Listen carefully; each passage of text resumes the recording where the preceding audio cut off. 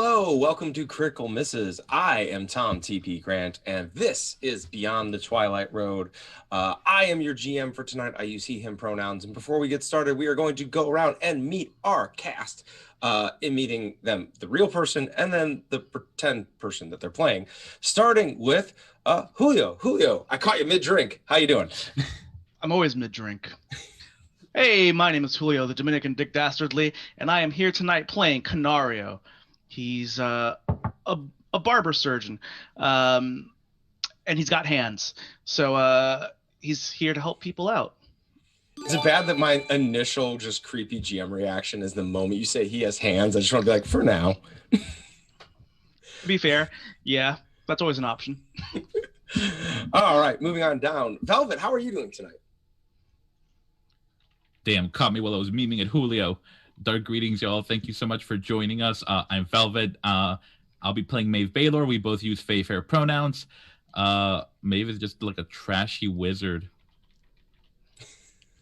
I just like it, just leaves it right there. Just is a trashy wizard. All right, moving on across. Kelsey, how are you doing?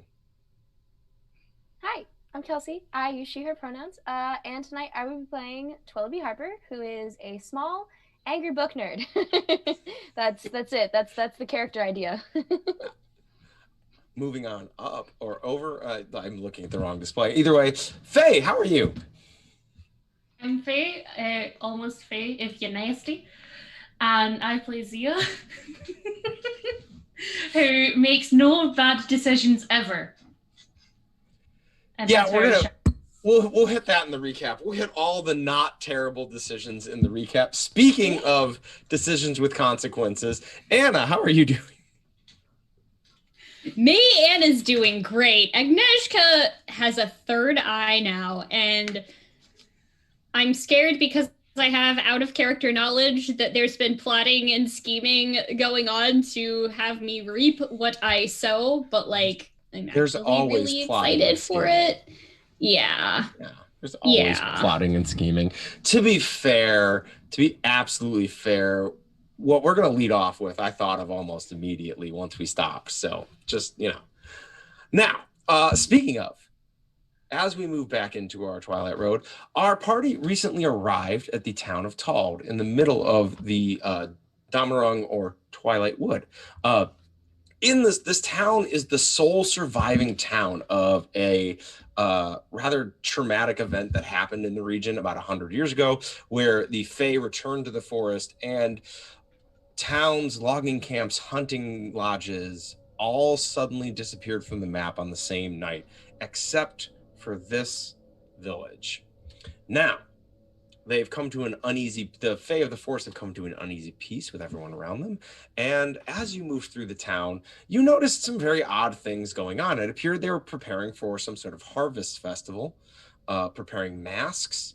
And the first thing that happened was we took our convict murderer friend Ludo to face the Lord's justice. And you all met the Lord Brun, who declared death on the accused, and then gave him a nice room and told him that he would see him in the morning.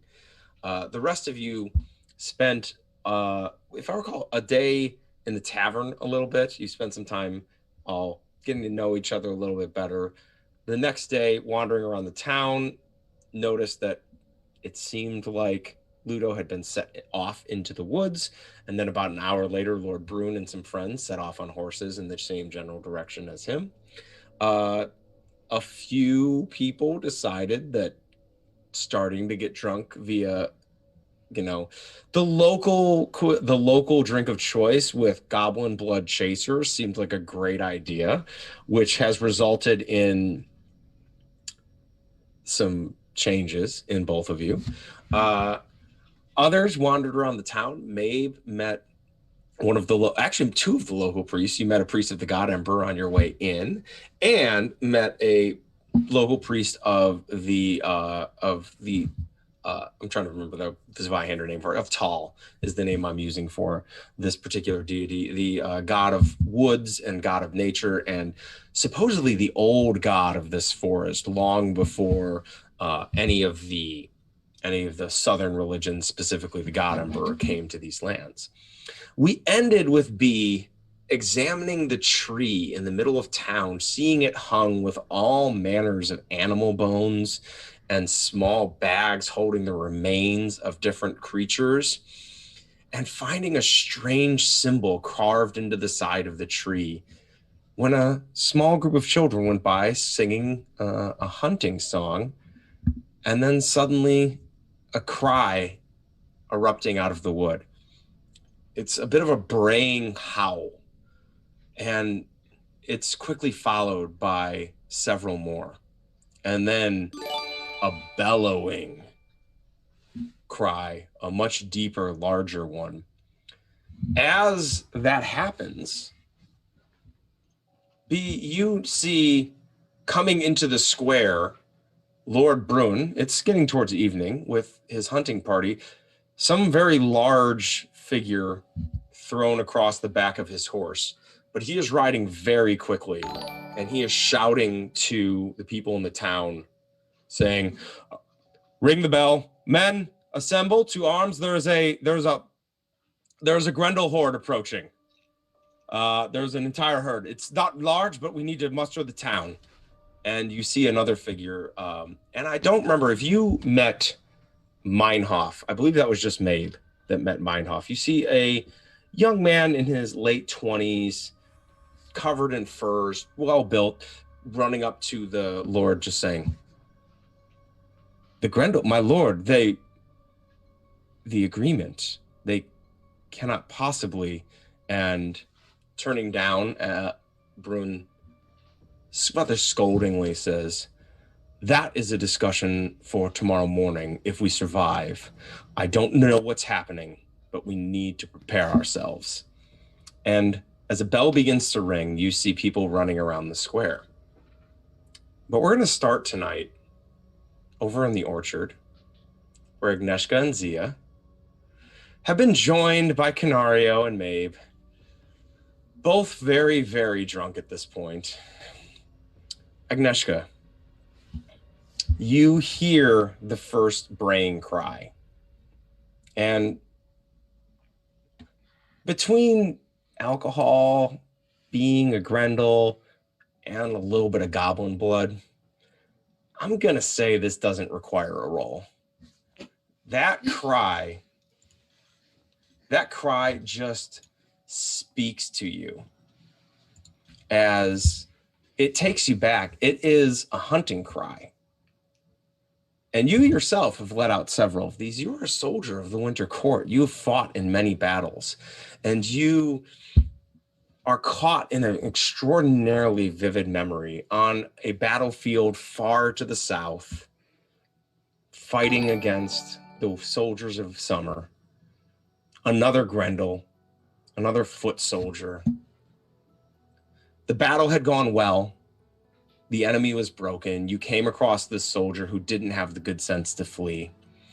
And after a short exchange, you drew back your arm, mortuary sword in hand, and the feeling of just success and victory and knowing that you're about to claim a life coming over you as you see this enemy tired and broken, knowing they will not be able to strike this, as you let your sword fall, feeling the surge of the predator and the kill that is associated with winter. Now I would like you to roll me an attack with your mortuary sword.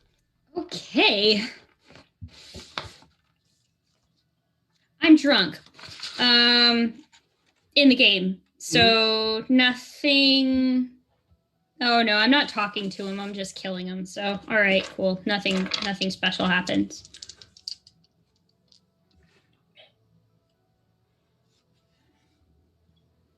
Missed it by 1. I'd like to use a fortune point to re-roll that, and this die is going in the trash can. All right. Fortune point being used, die being thrown in the trash can. Roll me that attack again. Nope, that's a 75. Even worse. Oh no. Oh no. Z. Agnieszka gets a far off look in their eye and slowly pulls out the mortuary sword.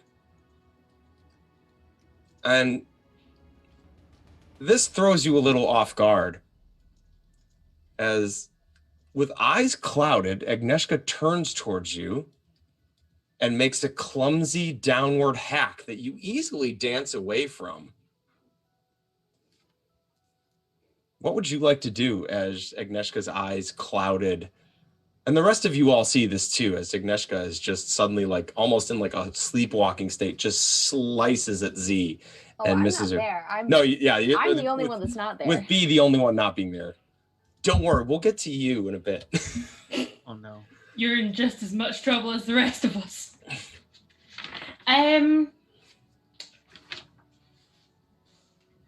So Sia's gonna like rummage in her bag for something. Mm-hmm. Believe they're pulling out their stiletto, but actually pull out a holy symbol and bop Agnieszka on the nose. No. Oh. I'm gonna say for this, let's interpret this as a. I'm gonna say let's interpret this as make a fellowship test. Right. So if I've got 2 dots in the fellowship thing, like the bit next to it. No, that impacts your fellowship bonus. What is your fellowship number? 46. Do you have any trained skills in fellowship? Bargain and disguise. Yeah, no, neither would. So roll me a fellowship test. I'm gonna use a fortune point because I rolled Ooh. a 47 there. We're off to such a great start, you Yes. guys. Yes, we are. So let's use Fuck me dice, please. 29. You strike Agnieszka on the nose. It's not supposed to Agnieszka, be hard, just like you're telling off a pet or that. Like a bop in the nose. I do it to my bunnies. as you swing, this cowardly broken creature suddenly darts away from you. You see 2 more suddenly standing there. You have 3 enemy before you, but they are simply lambs to the slaughter to you. And then suddenly the little one reaches out and strikes you on the nose. And for a moment, you see Z, Mabe, and Canario, and you understand that something is wrong. And I need you to roll me a resolve test. Yeah. And I'm going to say because that succeeded, your resolve is going to be a +10 here. Okay.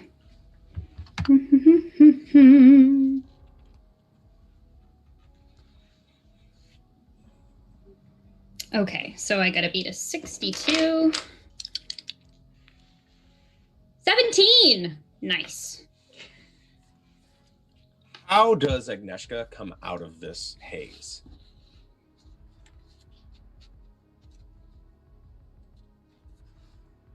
What does Agnieszka do to clear their mind? I'm gonna close my eyes and just very quietly, and it sounds clear to me, but it just sort of sounds like muttering to the rest of you because me and Sia are completely wasted on fairy meat and goblin blood currently. No, I killed you a long time ago. Besides, these 3 have the smell of the living on them. Then I'll open my eyes and I'll just see my 3 friends. You see your 3 friends, and all around you, normally your sense for magic is smell. The amber wind is so strong right now, you can almost see and feel it as it is swarming around in a maelstrom. And that was the call to the hunt that you were feeling. It was so powerful and you were not ready for it. It swept you up as you realized what happened. As you hear back in town a bell ringing and shouts. What did the four of you do?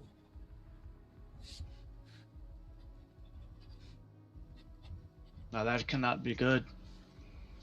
Zia's admiring like the holy symbol very drunkly, and they're not religious at all. They don't know why they have this, but they just do, and it's a spoon apparently.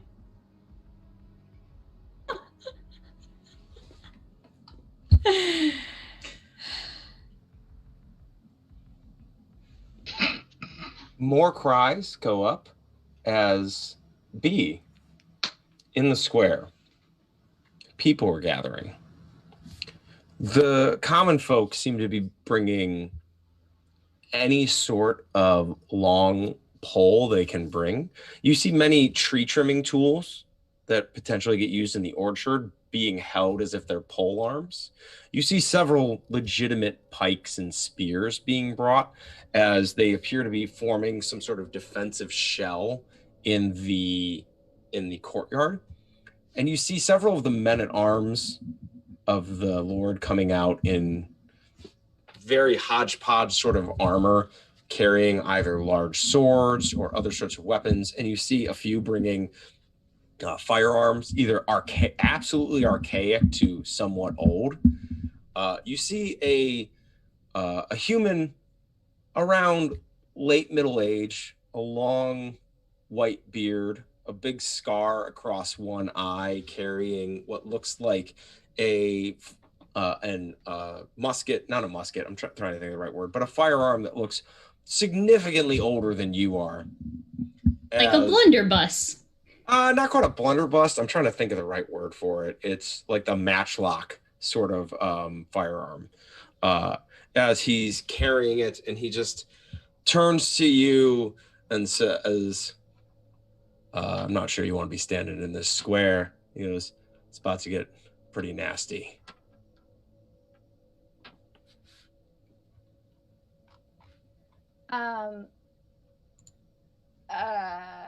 So I would have overheard that the Grendel are coming, right? Like I would know what. Can Grendel climb trees? You don't know. They some of them probably can. Oh, okay.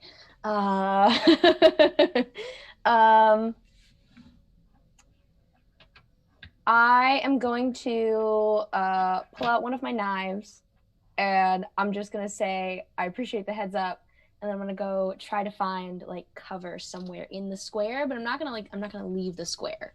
Just like find some cover there. When he sees your reaction is pull out the knife, he just goes, oh, that's the spirit. He goes, here. And he points like, stay behind the pike line. We're gonna be shooting. If anything gets through, that's what the knife's for.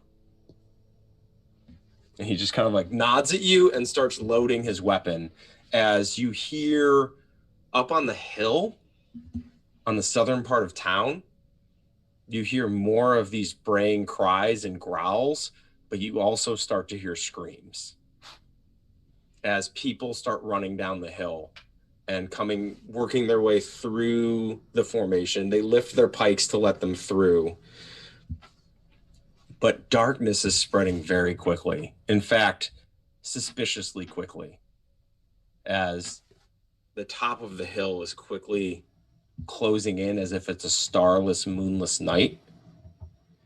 And you can only see indistinct shapes moving up on top of the hill.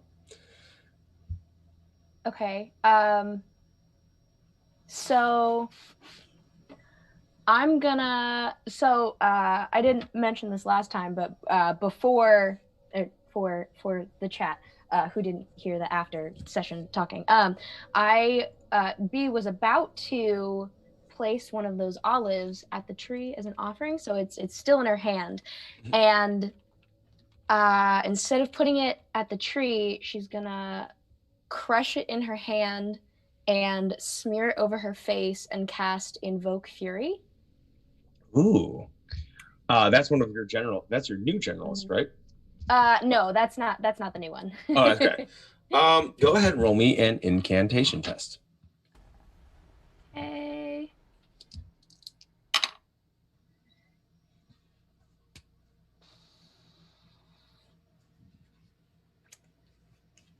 69. Ooh, is that a success? No, it is not. Oh, that's unfortunate. Uh, so you feel like you have olive on your face. It's a little greasy, but as you attempt to focus this, and you're attempting to focus this spell, one of the people in the firing line lets off a single shot that suddenly breaks your concentration. And you hear the man that spoke to you just kind of snarl, "Hold fire." And back in the orchard, as you all are standing there, just kind of standing there, being in this moment of what just happened, you hear a single solitary shot come from in the direction of the square. I'm just picking up and running in that direction now. Okay. Same, but I'm making sure I carry my drink. When in doubt, I know which spell to cast. So since everybody takes off and I linger a little bit behind, on my offhand, I'm gonna squeeze the arrow tips on the arrows I have until my hand starts bleeding, and then I'm gonna put a big bloody handprint on my face and on my mask, and I'm gonna cast Witch Sight. Roll me an incantation.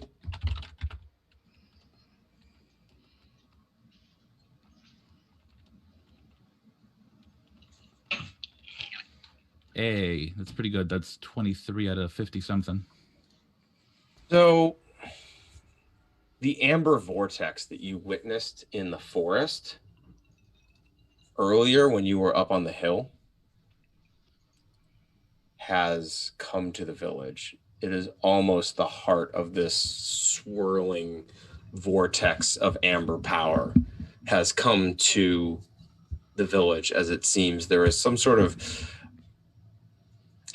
natural is the kind of the wrong word. It's almost like a magic storm is the way to put it. The winds of the amber wind of magic is absolutely howling here at this moment. As you all run, you come into the square. You see the makeshift line of pikes.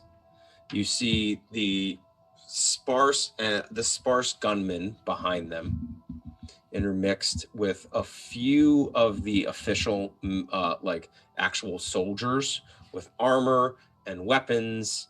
You see the Eve the dwarf standing in road warden outfit, carrying weapon, just turning to you, goes, "Oh, come for the fight, have you?" And just indicates almost a wave of darkness starting to enclose the entire hill. And through it, again, you see indistinct shapes.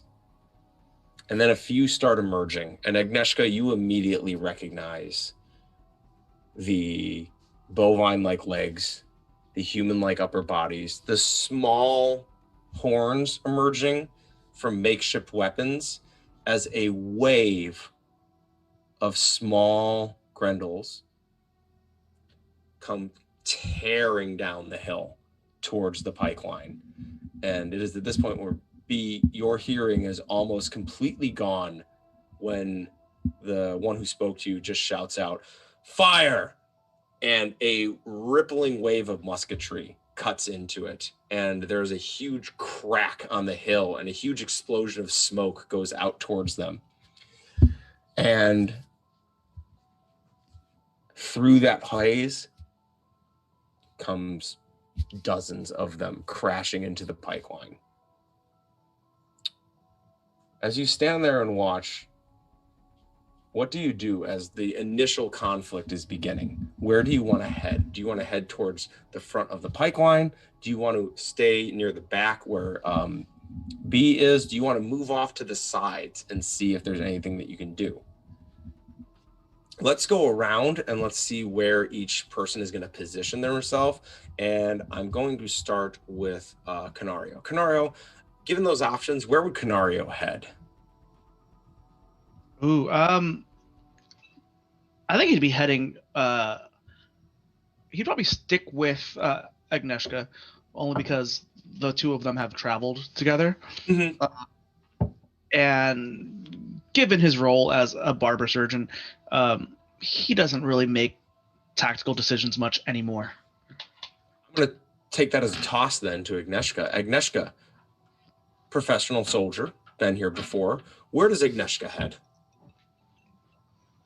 I'll basically be like holding near at the center of the line. And even if I can't do this yet as an action, I want to sheath the mortuary sword for a second so that I can take out the drum and start to beat a very rhythmic cadence on it.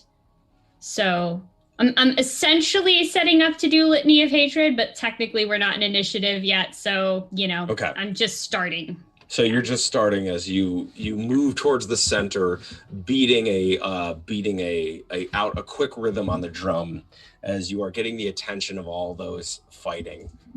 It's just kind of a little bit of a little battle music. Yep. A little battle musician going. Exactly. Where does Mabe go? So I think, position-wise, I think I'm going to try to find whatever the highest vantage point I can get in, whether that's on top of some kind of platform or maybe even trying to climb the tree a bit. All right. So you're going to go over by B, who's also at the base of the tree, and try to because B was also thinking about climbing the tree, right? It's a big tree. It would be difficult to scale at this moment, though you could generally get a decent view of, as best you can behind people, a sense of how the battle is going. Yeah, I definitely don't want to climb to the tippy top, but enough that that it's easy for me to fire above the pike line, basically. Okay, I'll say if you want to roll me quick athletics to try to climb to a point where you could fire, even just if it's getting a foothold, so you could take out a weapon. All right, I'm rolling well, but I'm gonna pay for it later. Where's my athletics? That's a 25 out of 36. 5 out of 36. Okay, so you are able to get to a point where you find a decent handhold and a decent foothold. You're maybe a foot and a half off the ground right now, but it's a slightly raised position. You can see over the heads, and you can see the front of this line. They're holding them back somewhat, but several of these Grendel are moving their way through the pikes towards the actual line. You can see several of the soldiers starting to pull out blades, getting ready for much closer fighting. And we come to Z. Z, this is where I'm going to say, since Hans always shoots first, in this round, if you want to, you can take an attack action. Okay. I have a really bad plan. So Z's gonna take a shot of the goblin blood. Okay. And then pull out their shot of the goblin blood, fire their flintlock, and then pull out their rapier, so that then they're ready for the next hell. Mm-hmm.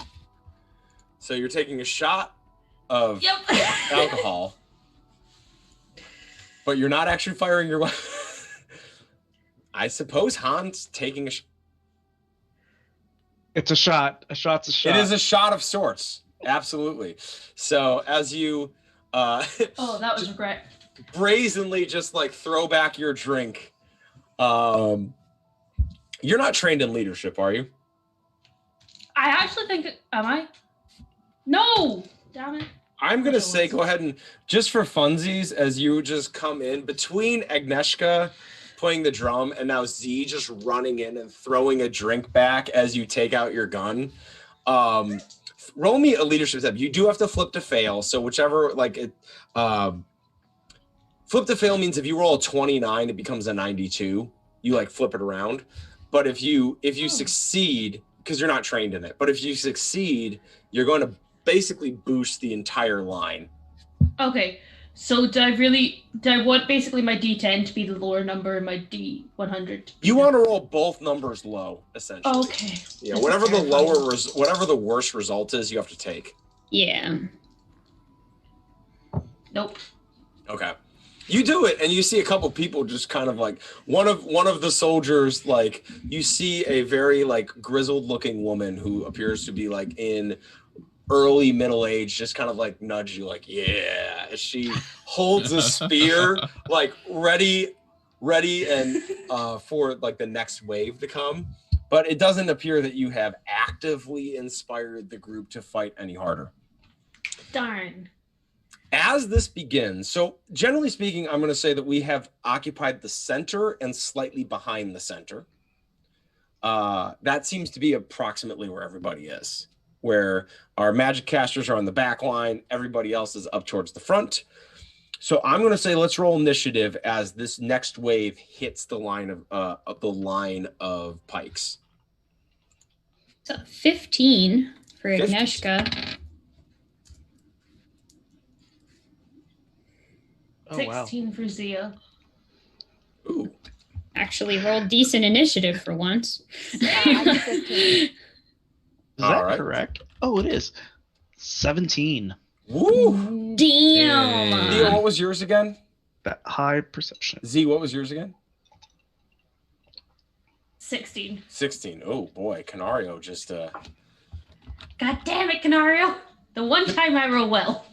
I'm sorry. Canario's got some Not only does he have for hands, but they're fast. this. Yeah. He's perceptive. He's Yeah. perceptive. Yeah. Mabe, what did you roll? He's also not 15. drunk, so. 15? Oh wow, we That had a big tie at 15. Yeah.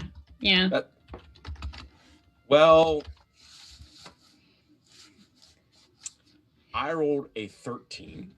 So as this wave hits the pikes and they move through, 3 of the smaller creatures work their way through. Again, these are approximately human size. They are very human in the upper body appearance, though they have very small, nubbly horns coming out and very bovine legs. They're carrying makeshift weapons, fire-hardened spears, rusty-looking blades. Some of them simply have clubs. They are the shock troops of this group who are just trying to literally tie up the spears with their own bodies. 3 of them begin working their way through towards you and get within range. The spears and the pikes slow them down enough that you all get to go before they do. So we're going to start with Canario. Canario, you're up in front. There is at least one of them within easy reach of you if you want there to be. One of them, yes. I would love that to happen. Kanar's going to charge towards him, and so that is a charge. And then I'm going to go for a takedown. Can I do that? Ooh, you absolutely can. So go ahead and roll an athletics test. And I'm going to say since you're charging, the benefit here will be you get a plus 10 to that. Ooh, okay. Oh, let's go 16. Oh my goodness. Canario linebacker tackles this this Grendel. As it's trying to work its way through, it is just shoulder in, you dump it on the ground and are now standing over it. That is your full complement of AP, but may I interest you in spending a fortune point for an extra AP to take an attack? You get an extra fury die to add to your attack after a charge too. Actually, so and it's on the ground after a takedown. You get 2 extra fury die. You'll be rolling 3d6 against this guy. Yeah, let's go for it. Let's go for it. It just got dumped on the ground by a massive tackle. I'm gonna say roll your attack with plus 20. This thing is still in am I okay mode after it hit the ground. So attack would just be simple melee, right? Yes. Plus what are you? 20? Yeah. So plus 20 to whatever you're looking for. Boy, that's a lot. Yeah. Somewhere in the back line, there's somebody with a trumpet. 26. 26 out of 70. Roll 3d6. Oh boy. 2, 6. Roll that one again and add whatever you get. 6s explode. 5. 5. Woo! So now add all of that to your combat bonus. Shit, I wasn't counting. So it's 2, 2, 6, 5. And then my combat bonus is 4. Yeah. Yep. So 19. 19. I said Ooh, this doctor's got hands. All right. So 19 is going to drop this 3 levels. So I'm going to roll 3d6 real quick. I rolled a 6, which means that this guy is going to instantly die. So how does Canario? Canario, you spear tackle this one. What do you do to it to finish it off? So yes, he spear tackles this this creature, lifts him up with a deadlift off the ground, picks him up, and then just slams him back down to the ground. As you bring it down, there's a horrible cracking noise as it spasms and then quickly lays dead. Out amongst the spears, Canario, and you hear a cry arise from the spear line, just a quick, pounding of feet as Canario, almost like champion style, just defeated an enemy foe in front of the entire group. And he just keeps, he is chanting in time with the drums. Mm-hmm. He's just vocalizing, nothing in particular, just another. Z, what do you do? As there's 2 more making their way through.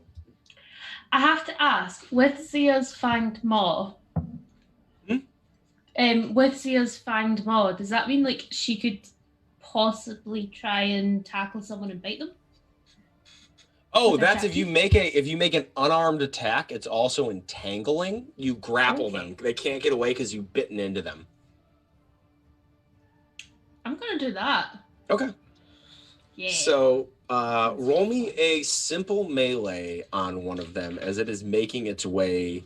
It's clawing its way through the spears as its fellows are getting caught on the ends of pikes and like some are being run through. This one's making its way in between. What do you do? I rolled a 30 under 56. A 30 under 56. As you come up, it bares its teeth and kind of swings a weapon. Z blocks. You push its head to the side and you just chomp down on the space between its shoulder and neck. Roll me a d6 damage plus your combat bonus. Or unarmed is brawn. Plus my extra d6? Because of Fey Treachery? Yes, you do. Extra d6. Double ones, damn it. Oh no. So what's the total damage? 5. If it's with brawn, it's 5. If it's with combat, it's 7. You know what? I don't have it in front of me. We'll just say it's combat. So. You can also use a fortune point to turn one of the ones into a 6 and make it explode if you want to. Giving me points by all means. Yes. All right. Is that okay? Yeah. You can't use them against us if we kill all of his guys. Very true. So we'll take this one. I love that logic. Motherfucker! It's another 1. So you rolled 1, 6, 1. So you did 8 plus your combat bonus? 8 plus 5. 8 plus 5. So, all right. This needs to roll 2 d6s. I rolled a 6 again. So would you please describe how this one dies? So Zia's basically gonna like grab hold of it and start biting and just like latch on and like nom down on its neck. It's like dinner. So Z, as you bite down on this, you've never felt an aggressive pull to kill, dominate before. You've had to fight before. You've had to kill before. It's part of business.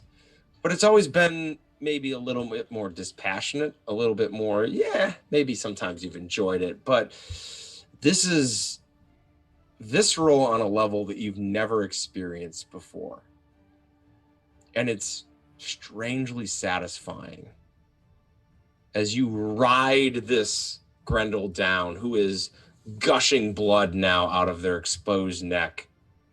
And you stay there for a bit longer than we'll say is entirely necessary. Now, Yay. there's another dead bro. There's one more brew working its way through the line towards Agnieszka. Oh, good. There's actually, as you see behind it, there's another one making its way through, but this one is odd. And with your extra eye, granting you a bit extra perception, you see this one appears to have a pale skin is the wrong word because, well, it does it because its upper bodies are human. It has very pale skin, and it has seemingly holes in it that moss and plants have grown into. No. This one is slightly further back. The one in front of you is very much alive. It's wearing a symbol that you, being a soldier of the Winter Court, somewhat recognize. It's the stylized twisted brambles of Twilight Court. But an addition has been made. They have sloshed what almost appears to be molten gold over part of it. The symbol is half the normal purplish of the Twilight Court and half splashed with gold. What would you like to do this one? I'm going to act like I don't know what this means out of character. And I'm going to, first things first, I would like to attempt first to kick this thing. You want to knock it down? With a stunning blow, actually. So Ooh. athletics resist toughness. Go ahead and roll me athletics. That's a fail, so whatever. As you kick it, it takes it in the gut, but you feel it like push into it as you are knocked slightly back. It takes the blow well for a young Grendel as it comes forward. Okay. It's at this point that I would like to let loose that litany of hatred that I had preparing, which is just as loud as I possibly can to this one, the Moss one, and whatever other 4 are closest to me if I succeed on this test. I would like to say... Roll me the test first, and then let's... Okay. Yeah. Intimidation. I rolled a 1. What do you say? Rolling it where it counts. Okay. And at this point, I would just like to say, brethren, we are no more, for you will die with your horns sawed off, your tail docked, and your beard plucked out. And I would like to run this thing through with my mortuary sword. Roll your attack.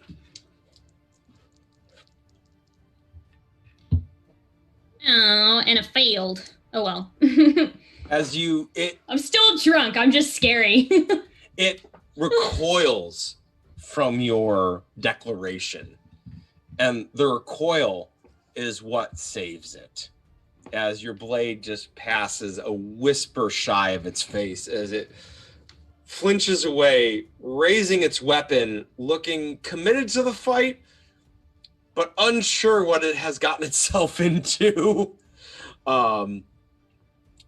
And you see something larger lurking in the darkness. Your call apparently brings something forward as the attack continues. Maeve, it is your turn. I was going to keep out a look for anyone particularly interesting with my witch sight. You see the one with moss on it has some sort of dark weave passing through it, almost like a wire, like a black barbed wire passing through it, tangling it. And through the witch sight, you can hear a scream. It's ethereal. It sounds as if it's on some level, its spirit, its soul is crying out in torment.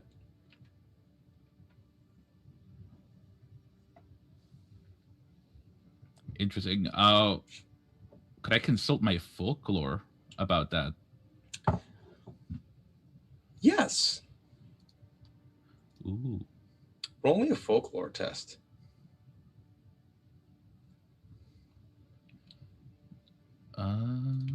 Numbers. I have a bunch of dots in intelligence, so that just ups my intelligence thing by like 10, right? That ups your intelligence modifier. It's only dots in folklore that'll help you here. Okay,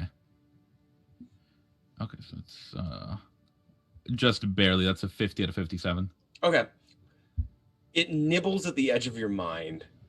We'll come back to the folklore test. I don't want to bog down too much in lore, but you have something. You see that, you know that somewhere you have heard of something like this. But as the image fades and the battle comes back, you snap back, and we'll come back to that after the combat. Cool.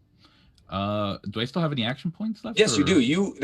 What you have done thus far has taken you've been keeping that's taken no action points. So if you'd like to cast, if you would like to help one of the other characters, or throw or fire something, you can.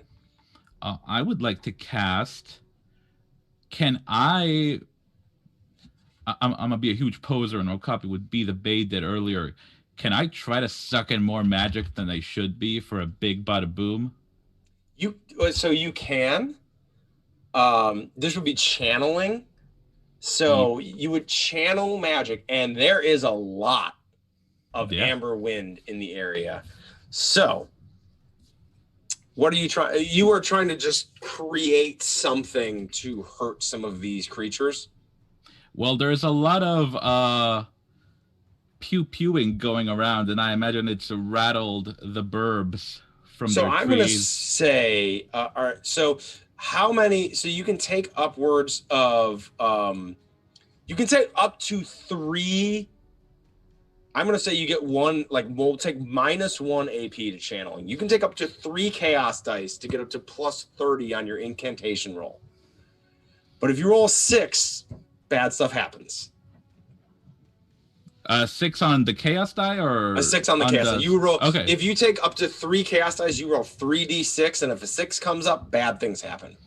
I'm gonna take all of them. I think I'm gonna end up rolling like 4 or 5, just because my thing makes me roll like 2 in one instance. Yeah, you need to roll 2 in order to actually manifest. So you can play dangerously as you grab all of the power and you channel it. Roll me an incantation test at plus 30. Plus 30. I'm gonna. Yeah. It's supposed to be a feast for crows, but I think I'm just gonna make it an all-you-can-eat buffet. Yeah. Oh, this is you're using feast for crows. Yeah, I basically just feast for crows at 10th level. Chaos dice on there, so you're gonna have to roll 4. Yeah, I'm down. As you don't know what you're channeling it into. You are just trying to cause pain. That's a 3. An incantation test of a 3. Do I add anything to it? I rolled 3 on a D100. Do I not roll like a D100? That's a successful cast. Roll me 4d6 real quick. Hold on. I just have the 1 on me.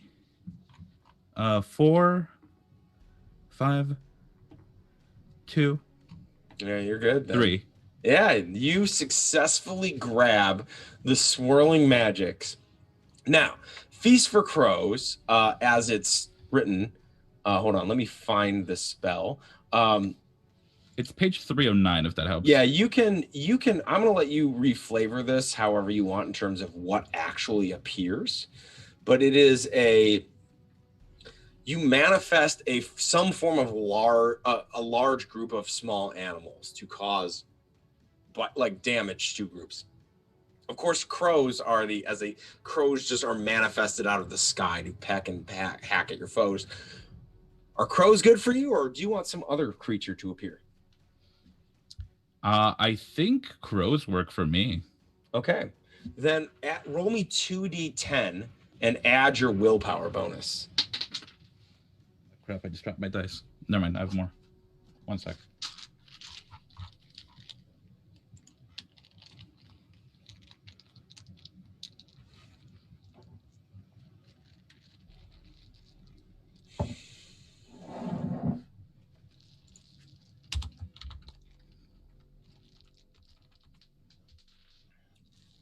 And B, you're not dropping shit. You're up next, B. and then the creatures go. That's 2d10 plus what? I'm sorry. Your willpower bonus, whatever your yeah. 19. That's 24. A 9 out of 10. Wow. Whoa. Okay, so 24. As you kick back, you've kicked back and shouted at this creature. And suddenly, as several of these creatures begin trying to make their way through, a crow suddenly lands on one of their shoulders and pecks at one of their eyes. And you see it recoil. And then another one. And then another one. And suddenly, you cannot see for the birds, creating a wall, and you hear screams on the pike line as the birds clear up, and more creatures are off in the darkness coming down, but all of the Grendel on the pike line have been reduced to picked skeletons.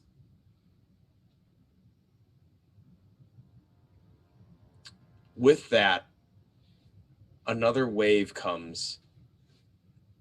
A few more of the ones with the weird growths. And again, Maeve, you see that strange black wire moving through them. But a large one comes. This one, while it has the arms of a human, very little about it is human. Its face is distinctly bovine. Large horns. It is ogre size as it lets out that deep bellowing call that you heard, that you heard in the distance, as it points forward, and another wave crashes onto the pikes as you see this larger minotaur-like creature that appears to be leading this particular group. What do you do? Before I do any action-y type things, I also want to do a little bit of like intellectual, like, do I recognize the thing? Because I have the talent secret signs. Would that help me identify the thing? What does secret signs do in particular? Hold on. I gotta find it. I can pull it up real quick. Let me find it real quick. So it's pretty much if you have any like secret symbols or writing or any sort of intentionally made markings, you can understand what it means from secret signs. You do also notice the symbol of the Twilight Court altered on these creatures, and seeing that, this is heraldry. This declares your side in something. It seems that there's a schism or some sort of section or breakaway of the Twilight Court at play here. You don't fully understand why or what is happening here, but you can tell that perhaps these Grendel have parted with the Fey rulers of this forest. Okay. All right. And okay, so does it cost me AP to cast Witch Sight? It would. That would be your casting a spell for this turn. Okay. So how close are any of these creatures to me, since I'm like one of them the back? You are a little back, so they would be out of knife range. If you wanted to throw a spell at one of them, they would be within easy range of you. And are any of them like putting the rest of the party in immediate danger? Not yet. Okay. Then I think I am gonna cast Witch Sight, but like with the intention of like kind of focusing my energy and like concentrating so that I have a better chance of casting a spell next time. Okay, that would be channeling. You're starting at a flat roll. Technically, reflecting on it, Maeve's roll should have been a little bit harder because the higher level spells started at a lower level, but that's fine. It was cool. And honestly, you rolled like amazing anyway. It wouldn't have mattered. So this is a flat roll. I'm going to pay for it later. This is starting at a flat plus nothing. If you want to channel, you can roll 1d6 and you can add 10 to it. And I believe your character also has the. You have to roll. No, actually, no. I don't think your particular profession comes with that. So 1/6 could be bad. So 1/6 equals +10 to your casting roll.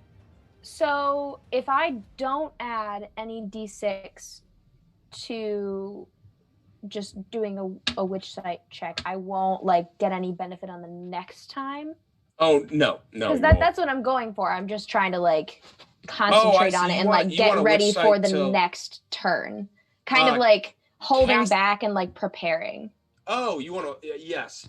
To up your chances of casting a spell, you have to channel. Channel is grabbing more power, and that just adds 10 to whatever your target number is. You can bump. Okay, so I would want to do that on a spell that is like when you're like you don't have to wait to cast a spell to channel. If you are waiting to do like you want to see what the primary threat is, then you can just declare you want to wait. That's fine. I'm good with that.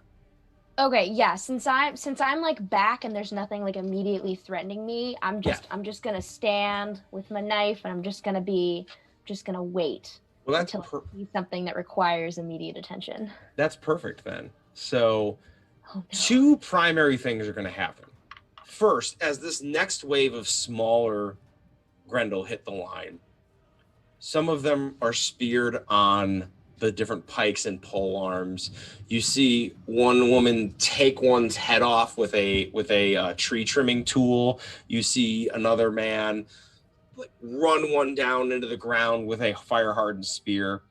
You see one of the ones with the growths on it make its way through as the firing line continues, and the man with the beard who spoke to you quickly pulls a blade out from his belt and stabs it up into this creature's jaw and drops it down next to him, and then takes a moment to put his blade back and goes back to calmly reloading his weapon.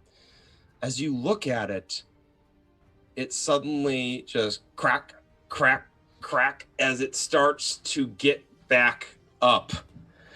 That is within immediate range of you as it begins to look at you. Its eyes no longer living. They're burning blue with golden cores. The large one in the back points a huge bladed axe at Agnieszka. And it says in a deep bellowing voice, "You, small horns, join the hunt, and I shall let you live. Stand before me and die as prey." And it paws the ground as like a goat that intends to charge or a bull that intends to charge. With my smelling, is this thing alive? Which one? The giant one that just threatened me and called very me much small alive. horns. This Cool. one's very much alive, and it wants to fight. Yeah. As it begins to run at you, I will give you, if you want, seeing as how we got some Grendel on Grendel here, do you want to like actually clash horns with this thing? Oh yeah, absolutely. Fuck this. Let's roll. We're gonna go with just homebrewed. We're gonna go with just straight success levels on an opposed athletics roll. I'm sure this will be fine. I will warn you that it's blitz thing. It gets the flip to succeed. This one is large. Oh. Flip to succeed saved me because I rolled a 90, which flips to a 9. But I critted. Ooh, what? 55. 55? What was your target number? 59. 59? I'm going to say with that narrow crit, you two crack together and there's a turn and you break standing next to each other. And there's that loud exhale out of the nose.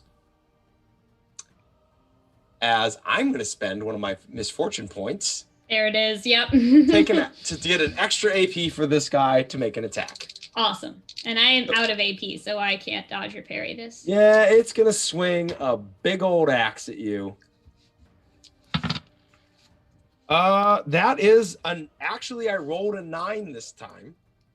Okay. And you're out of AP? Yeah. That's rough. I rolled it is. 1 plus that's 7 damage. That just hits my first, so Yeah. I'm lightly wounded. Yeah, you kind of lean back as the axe just traces the barest line across your collarbone, and a little bit of blood begins to leak out. Ow. B,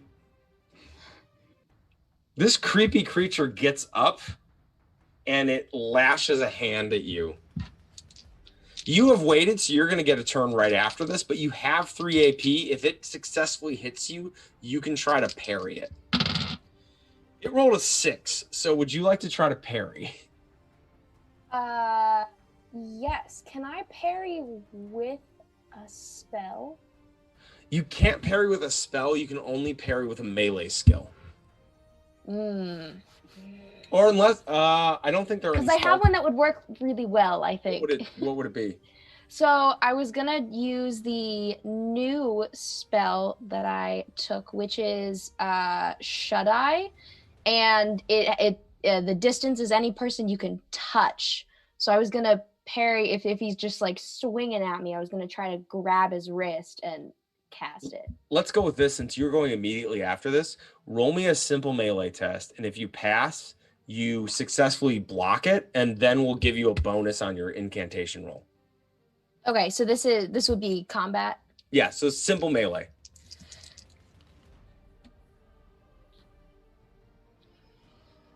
Uh-oh. That was a critical failure. I rolled a 66. Oh, no. Over 40. Over 40? Oh, that's deeply unfortunate because since it's slow, you get a +10. So you were looking for a 50. And yeah, I rolled another 1 on damage. You take 5 damage. All right.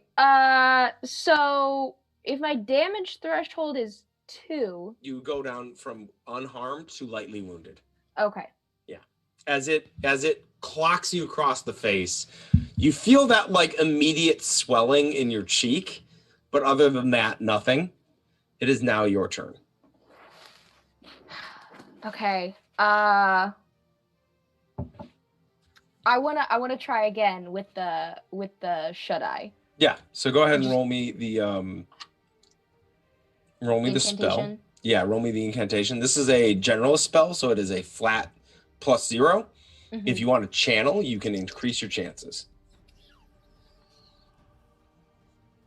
I don't think I'm gonna go for it this time. Okay. Hey, I rolled a 25. What does Shut Eye do? So in here it says, after successful, immediately render one foe helpless as they are knocked prone. Foe can resist with an awareness test.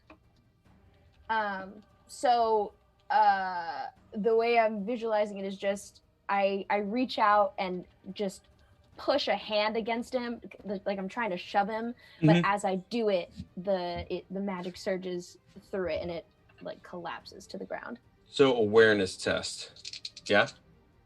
Yeah, resist with an awareness test. 55 is what I'm looking for. I rolled a 63. I'm gonna take that for this one. That's fine. I won't use one of those. So what does it do once you fail the awareness test? That just means that I was successful. That just means that it worked. Okay. What is the effect of the spell? Sorry, I was double checking misfortune and fortune points on the side. You immediately render one foe helpless as they are knocked prone. Oh, so as it knocks down, it now is no longer can take defensive actions at all and is prone, as it seems to be somewhat confused and it doesn't seem to be aware of what's happening around it as it continues to crack and pop and move in unnatural ways. Canario. So is Twellaby in another area? Twellaby's pretty much directly behind you. Okay, so Agnieszka just got hit in front. Behind. Do I see the poppin' locker back there? Yeah. Oh, yeah. Can I go knock him out? You can try. I'm gonna try. I mean, they're helpless, defenseless. Mm-hmm. They're helpless. They're not defenseless. Okay. So it's just when a foe is defenseless or surprised, so never mind. Yeah.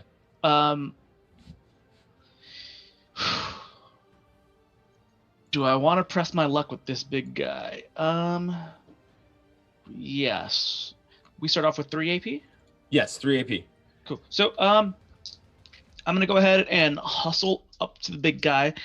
Seeing that Agnieszka just got injured, Canario kind of, in a big fervor, just runs up, pulls out his splitting maul, and is gonna bring it down on this guy. Ooh, roll me an attack. Ooh, I don't think that hits, but 1 second. No, that doesn't hit. I got a 58 out of 50. So as your maw comes down, the creature, having slashed at Agnieszka, looks over at you and with one hand sweeps its axe and sweeps your maul just down to the ground as it lets out another snorting cry. And it says, "Human, I will devour you first." Well, make sure you start from the bottom up.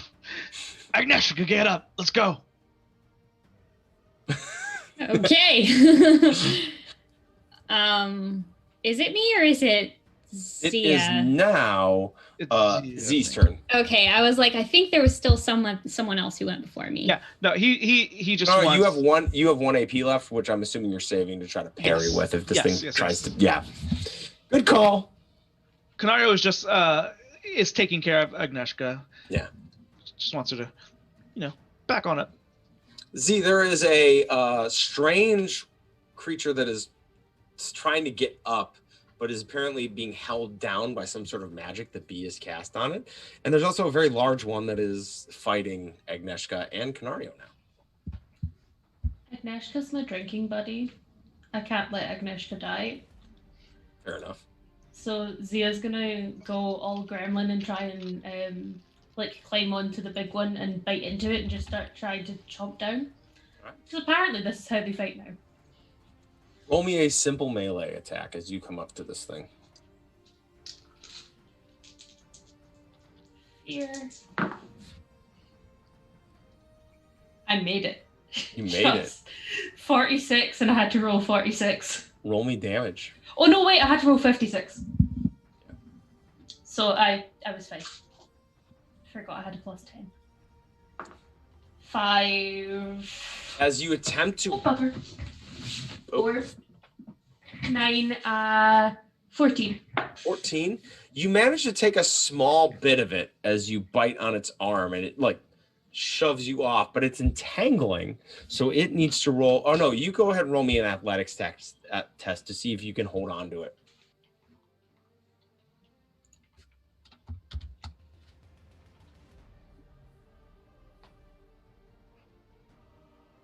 You're muted. I was looking for athletics being one of the big ones, not the little ones. I'm just as silly. Well, it's okay. Nope, I rolled a 60. What is with my dice rolling zeros now? So did that failed? Failed. It rips away. It tears some of its own skin as blood comes down its arm.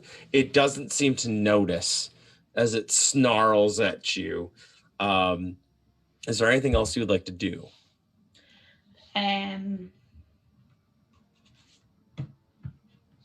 What else can I do? You could try perilous stunt. You could try to trip it. You could try to blind it real quick. You could put it in a chokehold since you're already scrabbling to bite at it. You could attempt a chokehold. Could I do that? Yes. You need to roll another athletics test. It is bigger than you, so I'm going to say that's going to be at -10 because it's standing up. You're going to have to climb up it. 3. 3. As it tears away, you push its elbow as you jump onto this thing's back, snake an arm around, and are just now starting to crush the front of its throat. Roll me a d10 and add your brawn bonus.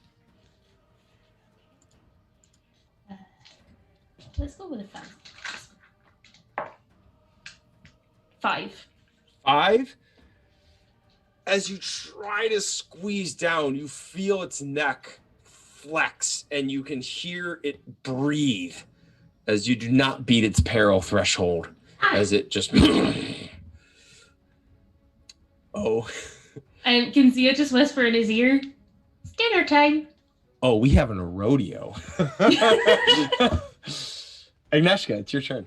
Yeah, this is awesome. I would like to just go ahead and, after collecting myself from us cracking our heads together, go after the large one all over again. It's got, and you've got someone on its back. You've got an ally attacking it. Go ahead and add 10 to your attack. And we're going to make this a called shot, so no dodge, no parry. Okay, so then that called 10 comes down to a flat roll. No dodge, no parry. I will point out that it's not its turn. It's spent all its AP, so it couldn't Oh, it dodge did? Okay. Yeah. Then I'm just going to charge it, I guess, instead. All right. Oh, 21. Yes. Okay. Okay, so I've charged it, which means I get an extra fury die. Yep. And I also have my mortuary sword. So if we do inflict an injury, he's going to have to roll an extra chaos die. It's a vicious weapon. 8. Does that beat any 8 thresholds? Damage. Yeah. As you bring your blade down, its thick fur turns the edge and you don't cut. No damage is done. Okay. Yeah. Edge alignment's important. Anything else you'd like to do? Charge. I'm out of AP. Yeah. So no, Mabe. just hollering at it, honestly.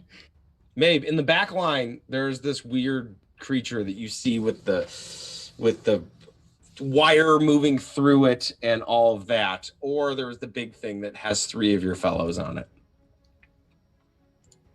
Yeah, I think there's the other two. I'll help B, who is Bay. I would be remiss not to take advantage of the yellow winds. I'll pitch this before I try it. Could I try to channel my my bewitching to try to curse one of my arrows to almost exercise whatever is reanimating this thing? Read me real quick, bewitching. Bewitching. Let's see.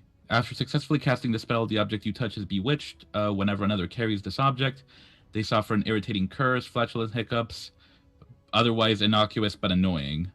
I don't think that'll be like a full dispel sort of magic thing, because this is whatever this is on it is a pretty powerful magical spell. Right. So you would know looking at it that bewitch wouldn't solve this. This thing through it is like some pretty serious, like this is some metal shit. Like this is some pretty intense shit. I guess I'll just repeat what's been working. I mean, if I can't expel whatever's in it, I can make sure it no longer has a puppet by just rending it apart. What would you like to do? I summon more critters. All right, you're gonna try another Feast of Crows. I think so. Yeah. All right, so you're starting in -10, which is where you should have been starting with it. That was my bad. So you're starting at -10. So if you good. channel once, it goes up to a 0. If you channel twice, it goes up to a +10. If you channel 3 times, it goes up to a +20. Tom, you say that like I'm not gonna always channel the max amount. I know. I want you to know all your options before you do it. I appreciate. All right, so that's +20. That's still within my threshold. Let me check real quick. Yeah, that's a 41 out of like 67. Okay, so that is a regular success. Roll me 2d10.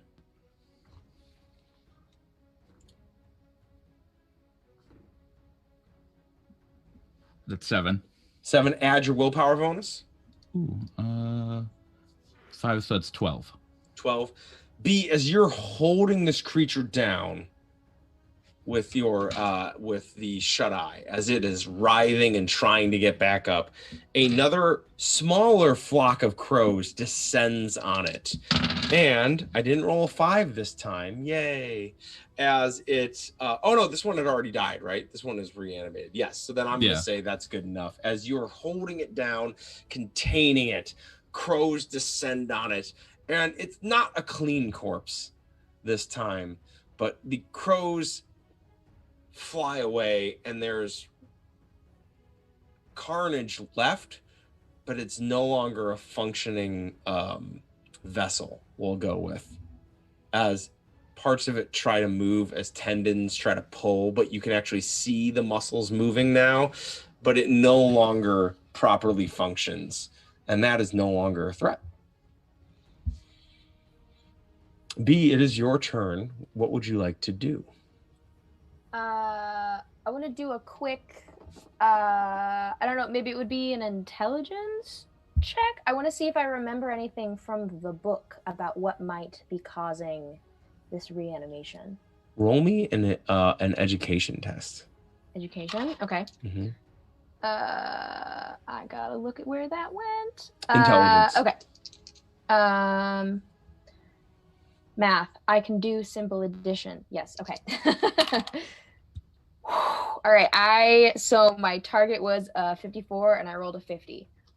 Oh boy. Okay. We will come back to that, similar to the folklore test, as the two of you are going to be able to put your heads together to combine some info. Is there anything you would like to do with the giant creature fighting the other three? I would like to. So 2 of my party members are like in direct contact with this thing, right? So throwing a knife at it probably isn't the greatest idea. It'd probably be fine. Okay. I could take a stab wound. I haven't actually taken any damage. Well, taken a little bit of damage. Let's be completely honest. Let's ask the question: does B think she could do it? Yeah. Oh yeah. Yeah, exactly. Well, after last time. roll me a simple ranged, and we'll say it minus 10 as you're trying. She would like to take aim as well. So that brings it to a flat, because I was gonna basically say it's like kind of like a called shot because you're trying not to hit your friends. So now that brings it to a flat test. Whatever your simple ranged, because simple ranged as you throw it. Great. I rolled a 5.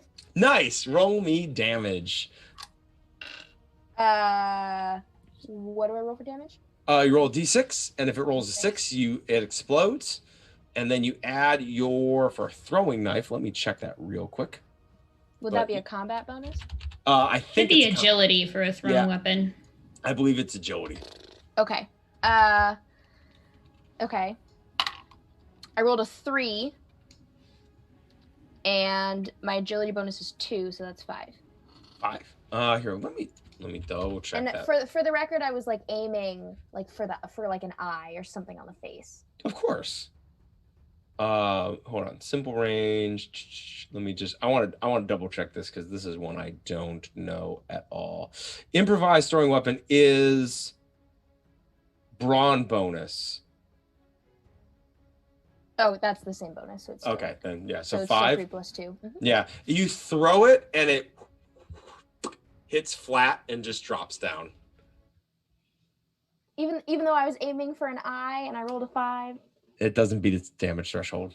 Dang. Okay. Yeah. All right. It hits it in the face, like the side of it, and there's like it's the cheekbones. There's a superficial cut on its cheekbone as it like shakes its head. Well, if we can't beat the cheekbones, we may as well give up.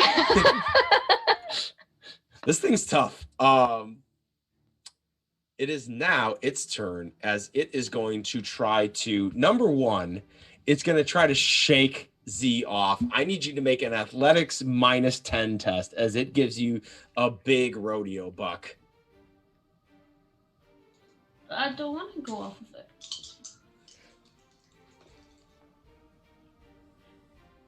Crit fail.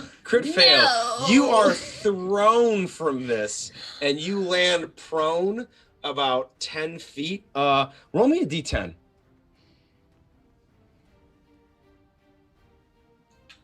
That's a 10. Does that beat your damage threshold? Yeah. You by take quite 10. a lot. You take 10 damage. Fuck. What's your damage threshold? 3. 3. All right, so you drop 2 levels. Roll me a d6 as you land awkwardly. I'm seriously winded now. Because I started this at lightly winded. Oh, roll me 2d6 then. You land awkwardly.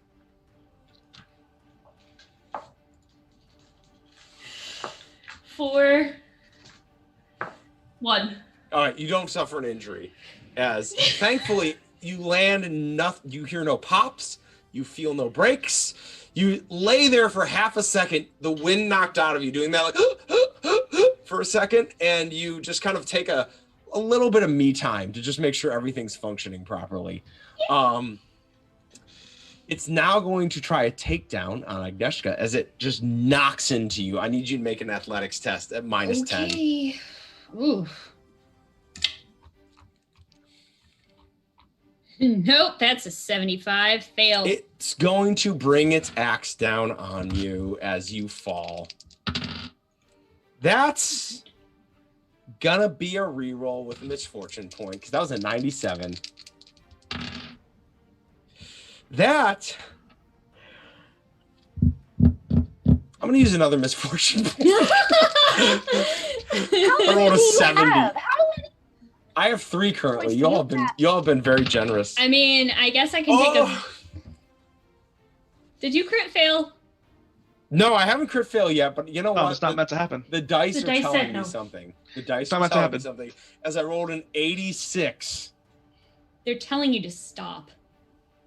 We get that like moment where it knocks you down and brings the axe down, and you just like do the quick leg part, and it lands in Yep. between your legs, Oh no. and just Yep. as it pulls it back up. Was I like proper knocked down? Yeah, you were like I Okay. was adding the bonus to this too, and yeah. I needed like a 65 and I rolled a 68. My lowest roll was a 68. Okay. I think it's me next. It is no, we're back to the top of the order at Canario. Oh, we are back to the top. Yeah. All right. This guy's coming after my friends. I'm still engaged with him, I believe, correct? Mm-hmm. So you know what? Ooh. Disarm? Disarm. Yeah. Disarm? Ooh, disarm. Let's go for disarm. That's coordination. That's a bold of you to assume it needs a weapon to F you up.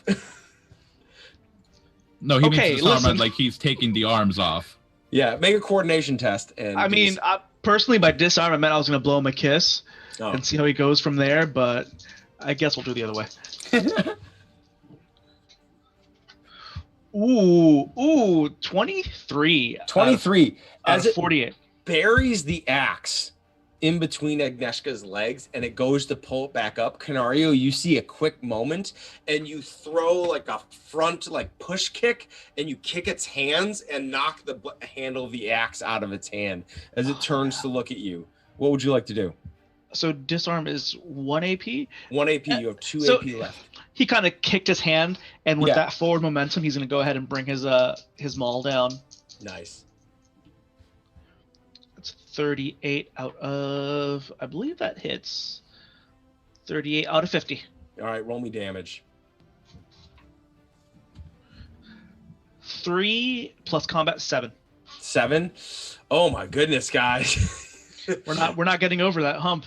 As well. Well, its combat bonus is 9 because of Litany of Hatred, but I don't think anyone's even gotten to 9 yet. No, yeah. As you strike it and it just shakes it off again. Maybe some help over here. It no longer has a weapon. It looks at you. It is now Z's turn. Zia's gonna get up Mm-hmm. and pull out their flintlock. Fuck this! And they're gonna try and shoot the thing in the face. All right. Go ahead and roll that attack. This flintlock would be martial ranged. I always do that. Martial ranged. Yep. This thing is One- big, so go ahead and add a +10 to it. This thing is hard to miss. Okay. 50 over 56. with There you the go. plus Roll me 10. damage. Thank you. Tom, I believe the technical term is a whole unit. It is a absolute unit. I rolled a 6. Roll again. 10, 15. What'd you roll on the second one? 4. 4. Okay, how much did you do? 15 damage. Oh, yes. So that definitely drops it down. Let me get its full thing up. But if I recall correctly, it's going to take more than 50. Oh, no. Oh, Oh, fuck. Litany of Hatred. Litany of Hatred coming up big. It's seriously wounded, not moderately wounded. So I got to roll 2 of these dice. It is not injured as the shot blasts into its side. Blood starts streaming down it as it snarls at all of you. Agnieszka, it's your turn. Unless you wanted to do something else. Sorry. Could I try and chokehold it again? You're far enough away that you need with the shot. Yes, you could spend the last 2 AP. No, because you'd have to spend 1 AP to kind of get back up, so you wouldn't be able to choke with it. We do still have 2 fortune points, though, you could spend to give yourself 1 extra AP. So. Also, remember, you guys are having trouble getting through its damage threshold. Yeah. Fortune points can be used to automatically roll, like to change any damage roll to a 6 to make it explode. Yeah. Because you guys are hitting Man, it. I should have done that. I forgot about that. Yeah, sorry. Could Zia do a litany of hatred? Because they've got. You could like, make it an intimidation test. They have Grendel blood covering them, and they have said it's dinner time multiple times. That could drop it another level. I'll go with. Let me double check that real quick. I think there's a thing on there about how it can only be. No. Each combatant can use it. Each combatant can use it once per combat. Yep. Yeah. That's what I'm confirming. And that's regardless of success or failure. So if you attempt it and you fail, you can't keep attempting it until you succeed. What is that I need to roll again? Sorry. Intimidation. Intimidate. In your fellowship. Yeah. Why have I not written down intimidate? I've got all the others. I'm annoyed at myself now. That one's cocked. Don't go off half-cocked. 16. 16. What do you say to this creature? I said, it's dinner time. Its peril and damage threshold drop another, or its peril and damage threshold drop another level as it is starting to look legitimately concerned as around it shots are going off, smaller Grendel are dying, the other Grendel appear to start to be pulling back as the tide of this battle appears to be turning as you all have been tying up the leader who was intended to break this pike line and open it up for the smaller ones. Mm-hmm. Agnieszka, you see the wavering. You feel on the edges the call to kill still as the amber wind surges. What do you do? Oh, I'm leaning into that hardcore. Is the head of this thing's axe still buried in the ground? Yes, it is. Between my legs. Cool. So just flavoring this, I'm gonna get up, but the way I want to do this is actually like grab onto the handle of the axe and then stand up and be like, "You're gonna have to do better than that, cow," and I'm gonna attempt to stab it in the thigh. Wow, you had to get personal like that, didn't you? Well, you called me small horns, so yeah, I did. That's fair. It started it. Finally, a success! 36. Roll Under damage. 56. Okay. You need to beat an 8 currently. do I? Oh no, that's only if I'm inflicting an injury. I think, can I spend a fortune point to turn it into a 6? Roll first, because if you Make get it a 6, explode. you get a 6, you don't need to. I did get a 6. Cool. There you go. 1 plus my combat bonus. Yeah. 11. 11. Mm-hmm. Would you like to now use that to turn that one into a 6? Yeah. Okay. So we're down another fortune point. Which rolled another 6! Oh, no. Let's So go. 18 plus, so 22 damage. Anna, Yes. how does Agnieszka kill the hell out of this thing? So I'm, this is so exciting. Finally, I rolled enough to do something meaningful. Pretty much at the point where the sword enters the flesh of the thigh, without getting too gross, I'm gonna push upwards into like sort of the center of this thing's torso and then rip back outwards and disembowel him, and that's how he dies. A gout of blood as this thing drops to one knee. You see its eyes staring at you, and you see the same clouding that hit you, but there's something a bit different about it. And again, you understand it has, because you, to a smaller extent, just did it. It has given itself. It was not taken by the wind. It gave itself to the wind as it collapses and dies. And it is at this point, as Mabe and B are sitting there looking at the other creature. B, you remember a particular professor at the University of Middenheim who mentioned the art of necromancy. It was an ancient art practiced in Semerhet, an ancient empire far to the south, thousands of years ago in antiquity, where the first necromancers arose. The lich priests of that era mastering the art of necromancy, and one in particular taking over, who became known as the Gilded Pharaoh. The Gilded Pharaoh was defeated by another ancient empire of lore, the Trutan Supremacy, which ruled over a huge swath of the world, including the part of the world that you're in now. And they embarked on a quest to eradicate undead, taken up by their successors, the Basilean Empire. Over centuries, undeath was purged from the world successfully. Until about a century ago, undeath reappeared in the world. You were fascinated by this and stayed after to talk to your professor, and he told you about the first recorded incident of undeath appearing about 100 years ago, an attack on the grand city to the south of the center of the world, if you will, the cultural center of the world, the city of Sahir in the Macedonian Empire, an ancient city besieged for a week suddenly by a horde of undead.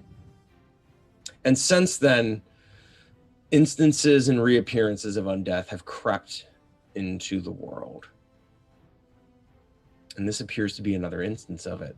Mabe, with your folklore test, having traveled the world, being on the wrong side of things, you have heard of the cult of undeath. The cult of the undead has spread up from the south into the empire with more adherents.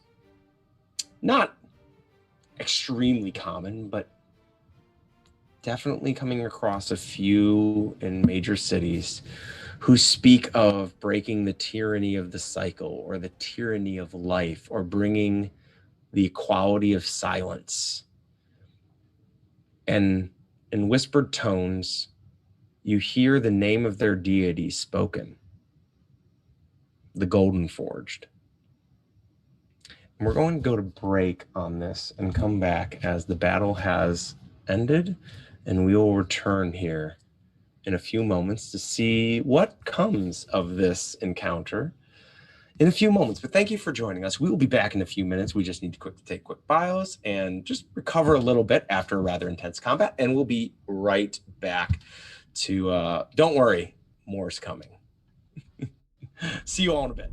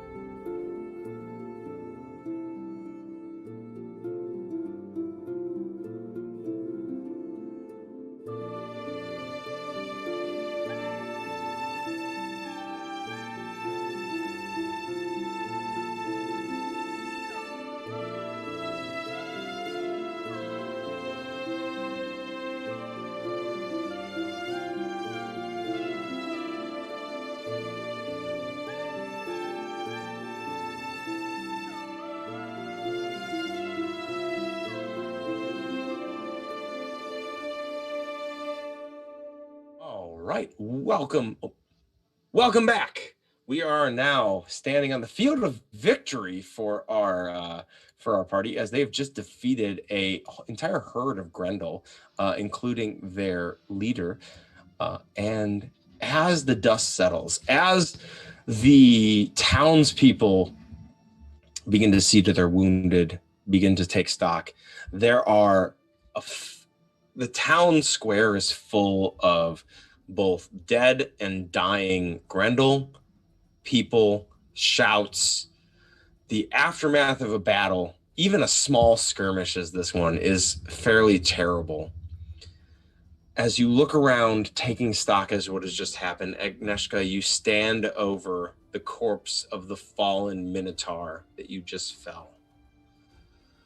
What do you all do? Hey, Canario, you got a bone saw handy? A bone saw? Do I? He pulls a bone saw out of his bag. May I? You'll have to be gentle with her. I'll be careful. I take good care of my tools. Well, he hands it right over. And I'm going to, stabilizing with one foot on the back of the neck of this Minotaur and the other firmly planted on the ground, proceed to start sawing the horns off the corpse. Oh, you are taking a trophy. Yep. All right, as you begin to... This is like mega disgraceful, by the way. This is like akin to, desecrating someone's body, corpse, something like that. Like being buried without horns? No, that's like super, super bad. Yeah, this particular Grendel is not going to Grendel Valhalla. No. Yeah, no. Nope. Not on my watch. As you are taking its horns, you are taking its honor as it lays upon the field dead. I'm going to toss real quick to Mabe and B, as both of you just staring at these, the undead corpses. You now realize, Mabe, realizing what you've seen is a necromantic spell to raise dead, to keep particular dead bodies animated as if they were living, trapping their souls within vessels. And B, flashing back to these academic lectures on necromancy that are suddenly becoming so real. How did the two of you react? So you said that they were dead and dying, right? So there's some that are still a little bit. Yes. All right. I wanna.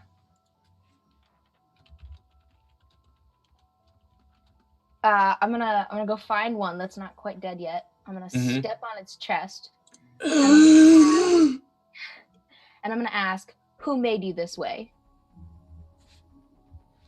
Oh, are you trying to find one that has the growths, or a regular one?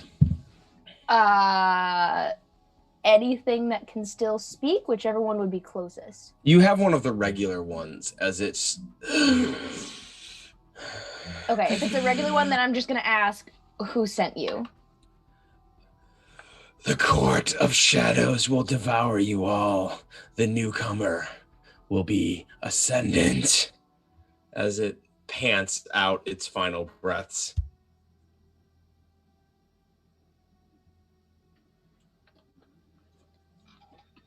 You have never heard of the court of shadows. Figured. I'm gonna turn to Maeve and say, "You hear that?" Blasphemy. Pray should stay down.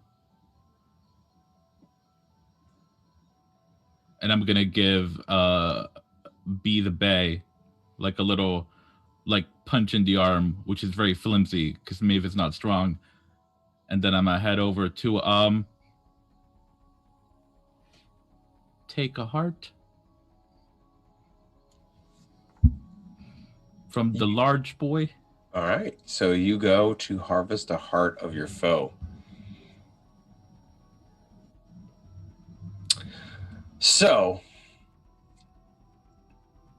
as you gather it, what do you do with it? As a quick aside, just to pull back the curtain Voice mod is down right now. It's not loading. Its servers are failing. So you're not going to get a response tonight.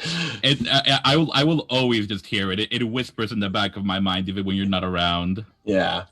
I can still do it. I obviously screwed it up in the first episode. But do you take the heart? Oh, I do. Yes, you hear in the back of your head that creepy voice that seems to speak only to you as it says, "Good. You are growing strong." And at this point, you can officially add the Feast of Crows to your spell list, and you will no longer suffer the extra D6 chaos dice. As you feel an infusion and an inclination towards the amber wind. You are becoming the channeling of the amber wind is becoming simpler for you. By this point, would Agnieszka finished sawing off the horns? Yes. Still wearing my mask, because my mask has horns, though I don't. I think I'm gonna, like, a little brazenly, but, like, not aggressively, like, grab them by the horns and, like, headbutt them, and then, like, hold out the heart between us, and I'll start eating. Okay, why not? I'll do it too. Okay, now that's All right. it's enough for me. I've had a lot to drink on an empty stomach. Can I join? It's dinner time, please. Everyone Yeah, sure. roll me a toughness test. Yeah. We make good What? decisions. What do I roll for that? Best decisions. Just toughness is in brawn, I believe. Oh, that's Yeah. wrong. Yeah. Okay, cool. Yep. Easy success Yeah. for me. That's a 6. No, that's a 97. Z, you sorry, Z, you are not the Khaleesi. You regurgitate. Oh, which reminds me. Apparently the other two are destined to run the Dothraki, but Z is not. What were you saying, Anna? No, never mind. I just had something that I didn't realize I was unmuted for, but I needed to ask you a question later. Okay. As the field grows quieter, as the townsfolk are starting to sort the Grendel from the townspeople, the dying from the dead, from those who can be helped, and begin sorting, the sounds of sorrow begin to come through the town as there is sobbing, there's weeping. Some are sitting there shaking as they are trying to come down a bit. B, you see the bearded man with the firearm and the scar just turning to you. As he turns and goes, "Oh, it's been 20 damn years since I've seen a fight. Fuck. Are you all right at least?" I'm fine. 20 years. Is that how long it's been since the last one of these? No, I served in one of the free companies over on the eastern border. I settled here for for a quiet life. Oh shit. How often does this happen? Never. This is the first time since I've come here. And they turn and you see Meinhof, the priest of Tal. Maybe you remember this priest from the one that you met at the temple up on the hill, as he is just looking around in horror and disbelief, and he's saying, "No, this can't happen. This can't happen. They're not able to come here." And he turns to Lord Brune and he says, "Something has happened. Something has changed. Somebody violated the agreement. Somebody did something."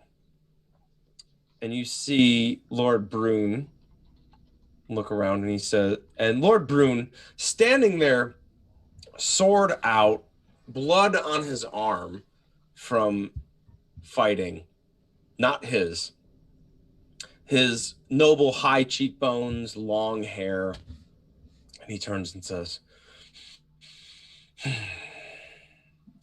bring me the leader of this caravan. I must speak to him. And Thurum is brought forth, and he says, there were irregularities on the road. Was there anything that could violate the agreement? And Thurum says, no, my lord, I don't believe anything has happened. And it's at that point a voice calls out, actually, and you see Farron walk out. Am I there? Yes. I would really like to just do one of those good old-fashioned stomp on someone's foot to get them to shut the fuck up. Except in my case, it's a little bit like getting stepped on by a horse. No, go for it. Okay, what do I need to roll for that? Let's go with a simple melee. Okay. 27. So I'm good. I'm gonna stomp on Farron's foot and just be like, I thought you said you wanted to keep those fingers pretty. There's a crack as Farron's foot breaks. And yep. You see the facade of the bar drop and they turn back and you just see Farron go, fuck you. You're dead. And turns back to the Lord and say, this one and their friends left the road. And begins limping away from you with a clearly broken foot and points at B and goes, I spoke to this one when I caught her coming off the road, and points at the rest of the party with them a night ago. They are the ones who violated the agreement. No. Are we? And Are we? We aren't.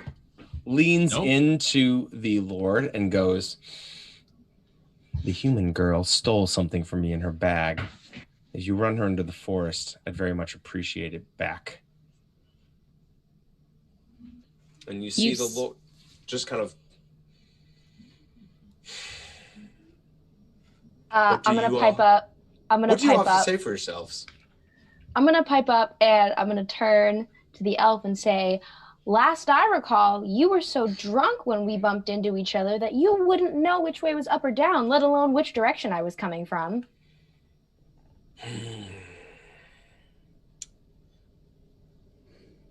The elves speak us to bullshit, my lord. And besides, they They're have merely broken... upset. He, Go ahead. Sorry. Lord Brun turns to the soldiers in his actual livery, the actual attached soldiers, and he says, bring them all into my hall. We shall do an official hearing. My lord, if I may. Oh, you may. did you want to go ahead? Hall. Okay. Is he he snappily says this? This is him being snappy, mind you, as he says, you may when we are in the hall. As he flicks some blood off of his sword and begins cleaning it on the side of his pants and moves towards the hall. And you are all crowded a bit by some of the soldiers who were just fighting, as some of them are best step into the hall now. My lord, I think my work would best be done tending to the wounds of those around here. You see one of the soldiers says, best that you step into the hall. We can take care of our own. If you want to lose them to gangrene, then I suppose that's your prerogative. And that scar on your buddy's face is well, I'm sure you'll enjoy the blood that's in there. You see one of the younger ones, not mid-20s, armor down the arm, carrying a Zweihander. He said the name of the game. That's it. Shut it down. We're done here. That's it. That's it. We're done. Call it. There was a dungeon and there was a dragon. Oh. Oh. Now, as he turns to you and just goes, yeah, well, if you all violated the agreement, we're saving a lot more lives if we put you in that hall and let Lord Brun deal with you. It's your funeral, Calf. No, might well save our lives. So why don't you go walk in that hall? And why don't we bring Farron along with us? Yeah, Oh, Farron's in the hall. Farron's being yeah. herded with the rest of you. We're all getting frog marched, I think. An at this accusation point. has been made. The Lord is just like, oh God, this is my fucking job, isn't it? It's like, everyone into my office. Let's figure this the fuck out. As I pass that cheeky guard, I'll just go, without the barber surgeon, a lot of these people are going to be wielding Einhanders instead of Zweihanders. Oh, I died a little bit, but I love it. They'll be fine. Let's march in then. You are all led into the hall. It is quite crowded as much of the town crowds in behind you. And Lord Bruin, wearing his hunting attire, covered in blood, almost exclusively Grendel, sits on his chair, looking tired, looking upset, as he sits back and says, I have heard the accusation. I will hear from the accused. Who speaks for you? Did I have a word first? Yes, Elf, you may speak. So, while it was true that we did end up in the forest, we were not the ones to break the rules. Because we followed one of our friends, and yes, that's true. However, they were led in by the winds of magic. And once we entered the forest, we met with many fey creatures. And surely, if we had actually broken the rules, we would not be here. You were able held Congress with the Fae off of the road. To be fair, they tried to kill us. You were attacked by the Fae off of the road, and you returned to our village.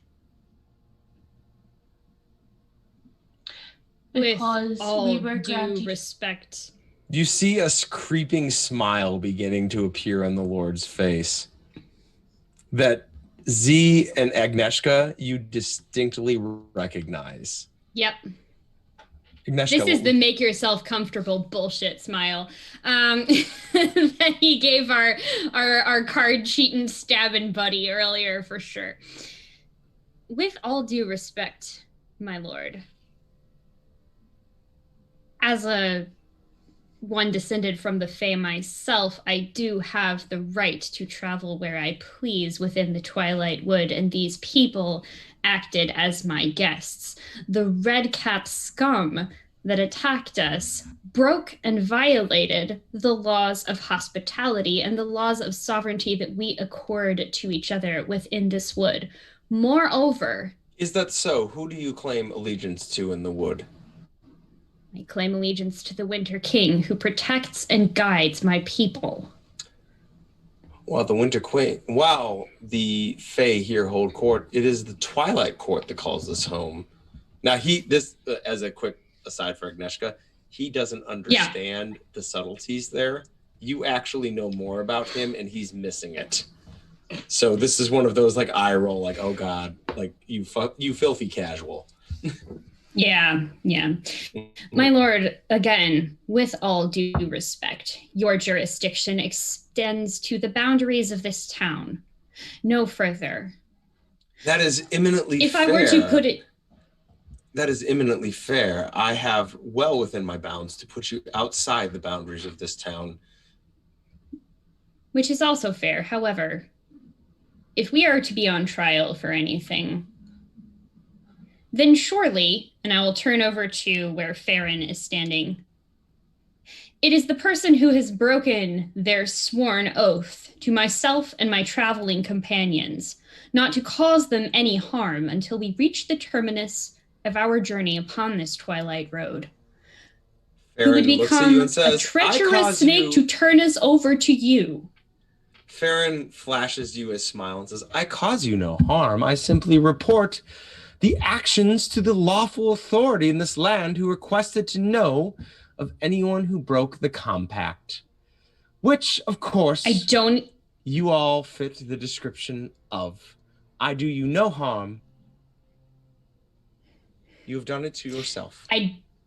I don't even pay attention to anything Farron says, and I turn back to Lord Brune and say, "My lord, as the quarrel is between myself and this pathetic excuse for a musician, I demand trial by combat." As Brun says, as amusing as that would be, the quarrel is not between you and this musician. The musician has made the accusation and points at Z. The elf has admitted to leaving the road, so the accusation stands true. It is a matter of the damage done at this point. Whom did you meet with off the road? You said a red cap, who put a mark of death upon you all, I assume. The mark of death upon your plaything, which we delivered as is your right. Are you speaking of the... And he like struggles for the name, and he just says, the man from earlier today. To my understanding, he was the murderer on the road. A simple matter, a legal matter, well within my bounds. You stepped off the road. You crossed into the Fey courts. You are now subject to their justice, which I will send you to. As he turns to his guards and says, get them a room. Something comfortable, something guarded. B's gonna pipe up and say, it's not our fault. We were tricked. Tricked by whom? Who told you were tricked? And I'm gonna look at Agnieszka because Agnieszka knows more, and say, did they or did they not tell us that they were the ones that tricked us into leaving? I have a question. Yes. This is a question more of an out of character thing. Okay. I am currently spinning this guy a tale. About how this is the forest that I'm from, that I grew up in. I can walk off the road if I feel like it, as can the guests that I bring with me. I do get a bonus to my rumor tests. Is there anything that I've heard about this guy that while I am spinning this tale, I would be able to use to our advantage to convince him this is a matter of just a simple disagreement between myself and Farron, and he needs to just chill? Of what you know, you can make a rumor test if you want. I just don't know if that would be helpful. I mean, like, I'm basically trying to figure out, like, what do you need to be satisfied so that I can just destroy the bard? Is what I'm getting at here. Sure. I would say without a rumor test. Okay. You know that the Lord here is particularly violent. Yeah. Though more in he is looking for entertainment of his own making, not so much of trial by combats. And you see that predator glint in his eye as he is looking at all of you as potentially tomorrow and maybe a whole week's worth of entertainment, considering how many of you there are. This could be a multi-day hunt in the forest to run all of you to ground. As he glints over you, as you look over his shoulder, you see again the symbol of Kronos, Earl King, the old stag. The old stag. That sticks in your head for a moment. I have an out-of-character question, real quick. Yes. Why is it that no one's allowed off the road, but he can go hunt in the forest? You, being an outsider, have no idea.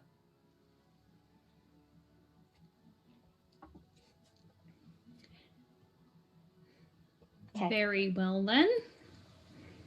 I have a really quick out of character question as well. Yes. So Zia has this thing. Mm-hmm. It's a deal with the devil. Mm-hmm. Oh no. I was going to ask, because their ancestors gave up part of their soul, could they have given up part of their soul to the Winter Court? And that, so Zia's actually part of their soul belongs to the Winter Court as well. Let's stick a pin in that. Oh, no. I didn't know that about your character, but that's an interesting drawback you rolled there. I think this gives just now.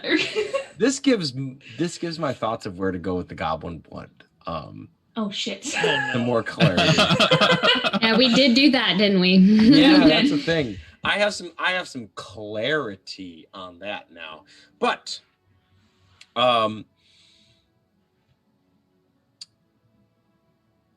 as he looks over and Agnieszka has spoken, and Agnieszka notices over his shoulder this, he turns to Maeve and Canario and he says, "You two have been silent in your defense. What have you two to say for yourselves?" Well, I'm here to do a job, and that job entails ensuring the safety of those in my company.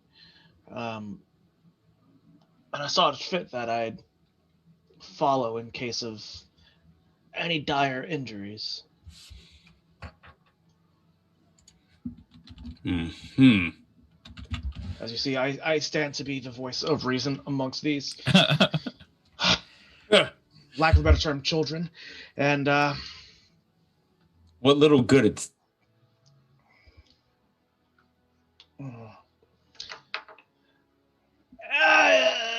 My lord, have you ever wrangled kittens, cats? Much akin to that.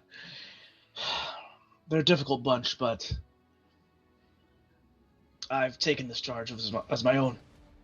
So you take responsibility for them. Oh, whoa! Responsibility. No. I'm just holding up my end of the contract, along with this caravan, and I've taken an oath. I see. What of you? He points at Maeve. Maeve hasn't had a chance to clean up, so she's just still caked in blood, and has been wearing the mask the whole time. I think Faye's finally gonna, take it off, just very deliberately and very slowly, and just lay it on her lap. Another elf. And point a bloodied finger at the figure of the old stag behind him and just ask, "Does he talk to you when you go hunting?" Does who? The stag? What do you know of the stag? He's the one that led me off the road. He looks suspiciously at all of you. And at that point, a voice cries out from the back of the hall. A question, as you hear a deep, booming voice say, "Have you seen the stag that wanders the forest? A great white stag." That sounds familiar. As you turn, parting through the crowd, initially what you see is a non-great white stag's head moving. This one, lifeless eyes, a headdress, atop a person clothed in furs, a huge beard coming out, as you see a middle-aged man walking through with a cane, as he says, "Lord Brune, I believe if you are discussing the compact between the Fae and this town, that is my authority, not yours." as I am the magister of this town, and I hold the contract between the two. And Brun kind of sits slightly put off, and he says, Magister Rothbard, it is a pleasure to see you. How do you find yourself among us? And B, you recognize the title Magister is one given to a registered, full-bodied wizard of the Empire. This person is an accredited master of magic, essentially. Full paperwork, if an inquisitor were to swing by, would be completely on the level, basically. This is would have been one of the... This person is rated as like a professor level at your university. Rothbard says, word spread of the herd coming in your direction, and I made my way as the raven flies to the village. It seems that something has shifted, and these outsiders have seen the white stag. As he looks at all of you, is that correct? Yeah. I mean, we saw a stag that just happened to be white. Not sure there's a correlation between the two, but albinism, maybe? More than the old stag, I saw 6 more impossible things before breakfast, and did you know the prey aren't staying down after an arrow to the head?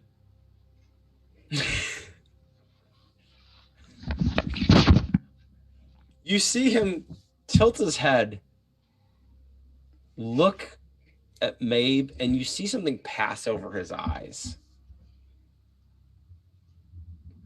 Says, you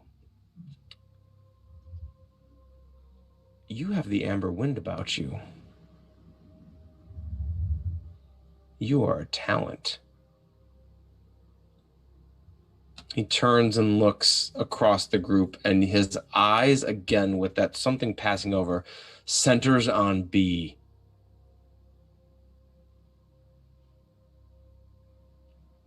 You have the jade wind, girl. You are enveloped in it. Tell me, what did you see? What did you hear? What happened on the road? Be quick, be honest, and be frank. Many lives depend on it.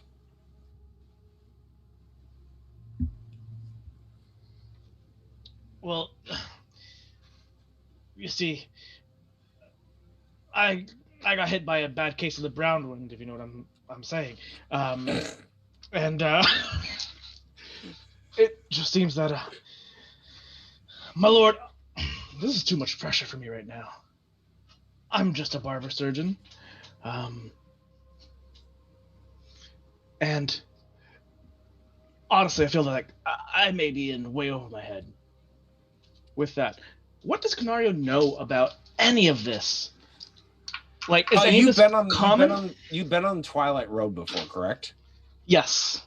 Roll me a folklore, and you can take a +10 if you're not trained in it. Okay, folklore +10 if I'm not trained in it. Folklore is under fellowship or? Yeah. Or intelligence. Intelligence. Nice. 80. So failure. This is completely over your head as the wizard looks at you and says, unfortunately, you are very, very much in this. I don't think you're going to be able to escape this. But if a member of your group can tell me what happened with the white stag, I think... And he glances a scathing look at Lord Brune and then back to all of you. I think I can help you. What would be the... Sorry. I was just going to say, what would be the correct form of address for this person? Magister. Magister. Okay, I was like, I would know that, but me as the player, I don't know that. My Lord Magister, I did not have close encounters with the creature myself. But as you know, a Grendel smells true, and I vouch for what the sorcerer has said of their experiences with the White Stag. Maeve speaks truly.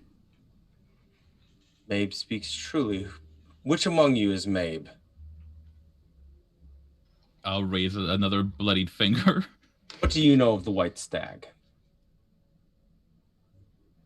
Not much.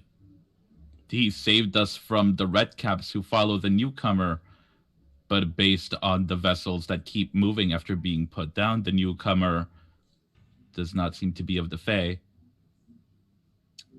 The magistrate taps his staff and looks up at the Lord and says, "The stag showed them favor. Things move in the woods, my lord. I request you allow this group to travel to the shrine in the woods where my group gathers." Oh yeah, the shrine in the I fear things in motion threaten the agreement and threaten the very existence of Tald.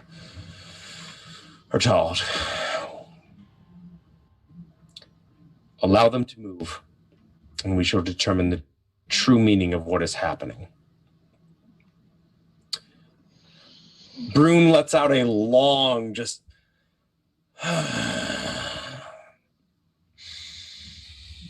Very well, Rothbard, you may have them. I have plenty to clean up here as it is. And he turns to the rest of you and says, "Be gone from my town, go with the wizard.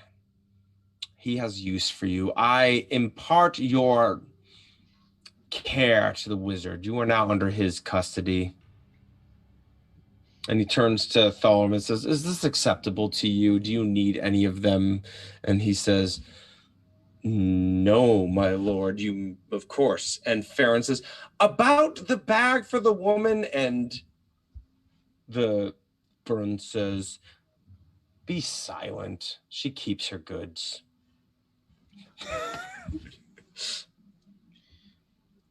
My lord, if you will, before we leave, may I tend to Farron's wounds? Seems he's got quite a broken foot that he's limping on there. Yes, Burn turns to the Farron, and Farron just smiles and says, "Of course." And as you approach them, Farron they stick a finger in your face and they just say, "See to it proper." We'll see about that. No one said this group isn't petty. My Lord Brune. Please. I believe you humans have a saying about the dangers of playing with fire. You would not be so bold to wear that trinket and decorate your halls with the emblem of the old stag if you truly knew what it was to play with the deadliness of frost's bite and the darkness of winter.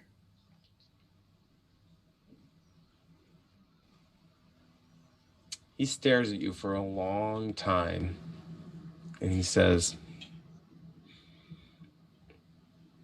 "I follow the one that provides me the thrill of the hunt."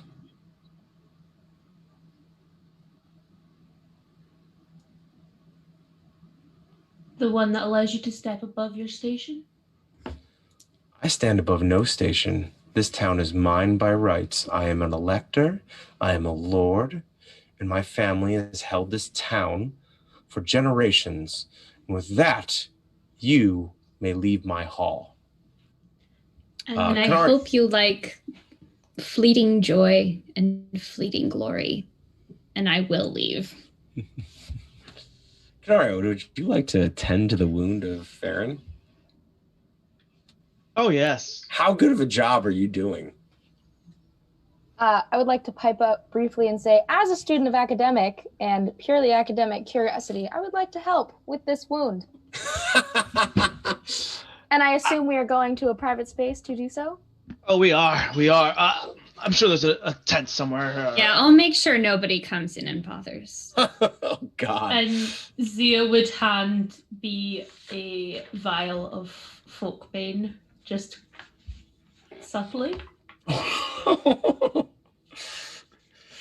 All right. They Isn't made a feeling promise and they broke the promise.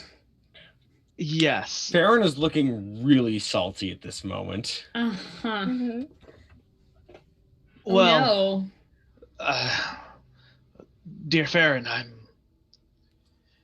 if you take a quick look at your foot here, you'd notice the swelling is quite.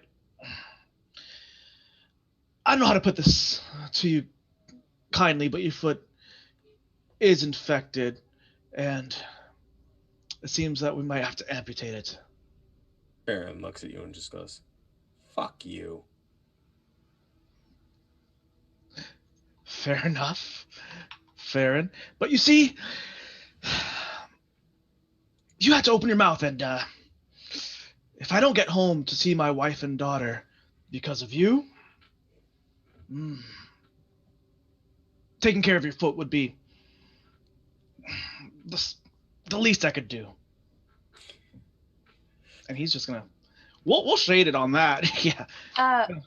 But first, may I offer an attempt to do this without blood?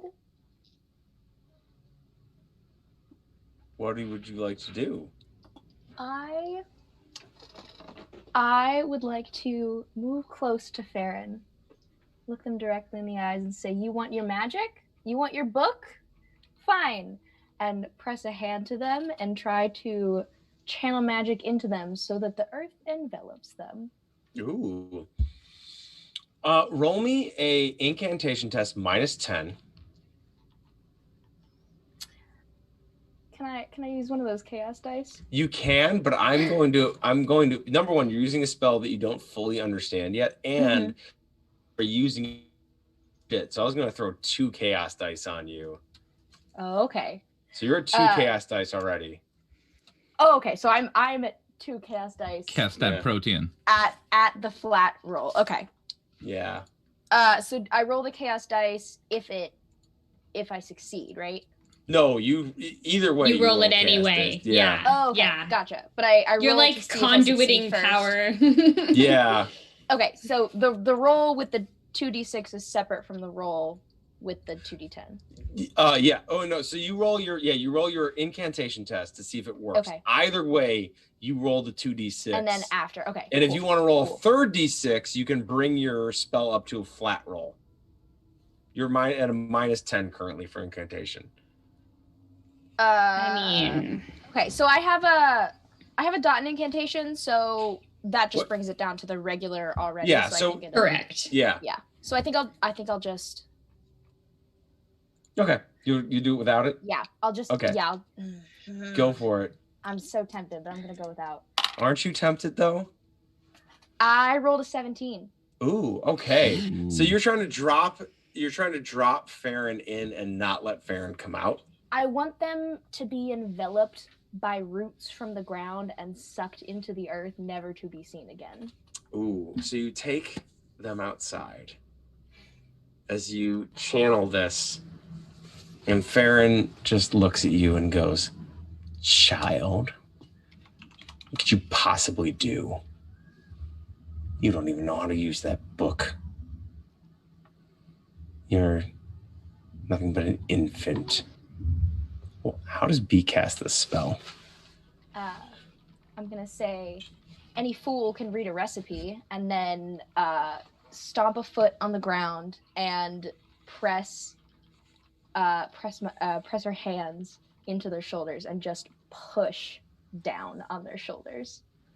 You push it first, and nothing happens. And Farron just kind of, and then something gives in the ground. And Farron's eyes flick up in a moment of the fuck.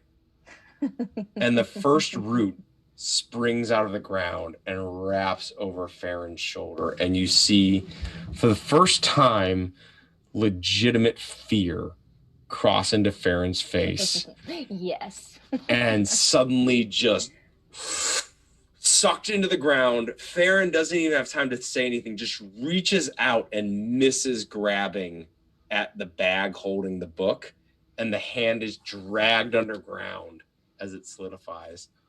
Roll me those d6. As I try to find where the table is, because this is the hardest to find. Anna, as a quick side. The taint, yeah, I have them bookmarked. I rolled a 2 and a 2. Oh, you're fine then. Never mind. We don't need a table. As you successfully channel But I magic. lifted this whole book. No, I I'm know. just kidding. The magical mishap table is the hardest table to find in the whole book for some reason. It's in a place that makes like not that much sense. Definitely, please drop so the then- page number for me. So that I'm gonna what? No, go for it. I'm gonna walk back into the tent to where the rest of them are, wipe off my hand, foot's fixed. Not a problem anymore.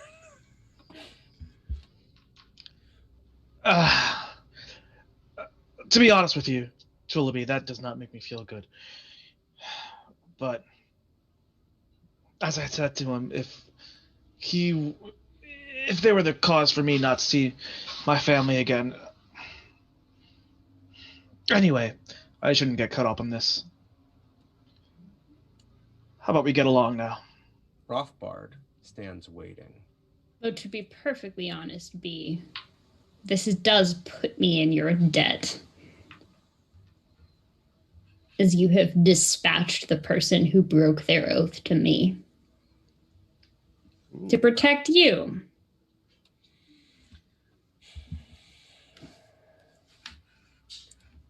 Clothed in the furs, crowned with a stag's head. Tom, before we depart, I'd like to make a peace offering Mhm. to Lord Brom. Brun is sealed the hall at this point. This is Agnieszka's parting words have we'll go with unsettled him. He has left the hall after dismissing you. He can't come to the phone right now because he's busy All right. pissing himself. I'll figure something out later. Never mind. Oh, but Rothbard, the stands there after having dismissed and looks at all of you and says, "You are going to need to make your way into the forest." And he looks at Maeve and says, "I feel you already have a bit of a connection to the forest at this time." And he looks back at the hall and he says, "I doubt Lord Brun will contain his proclivities for long. Come with me." As he walks towards the edge of town, and trailing behind him, this long cloak of furs, his staff, like gnarled wood, very much Gandalf the Grey sort of staff, like made of natural wood. As he walks along, and he turns to look at all of you as he walks, and he says, "What drew you off the road? Who was pulled?"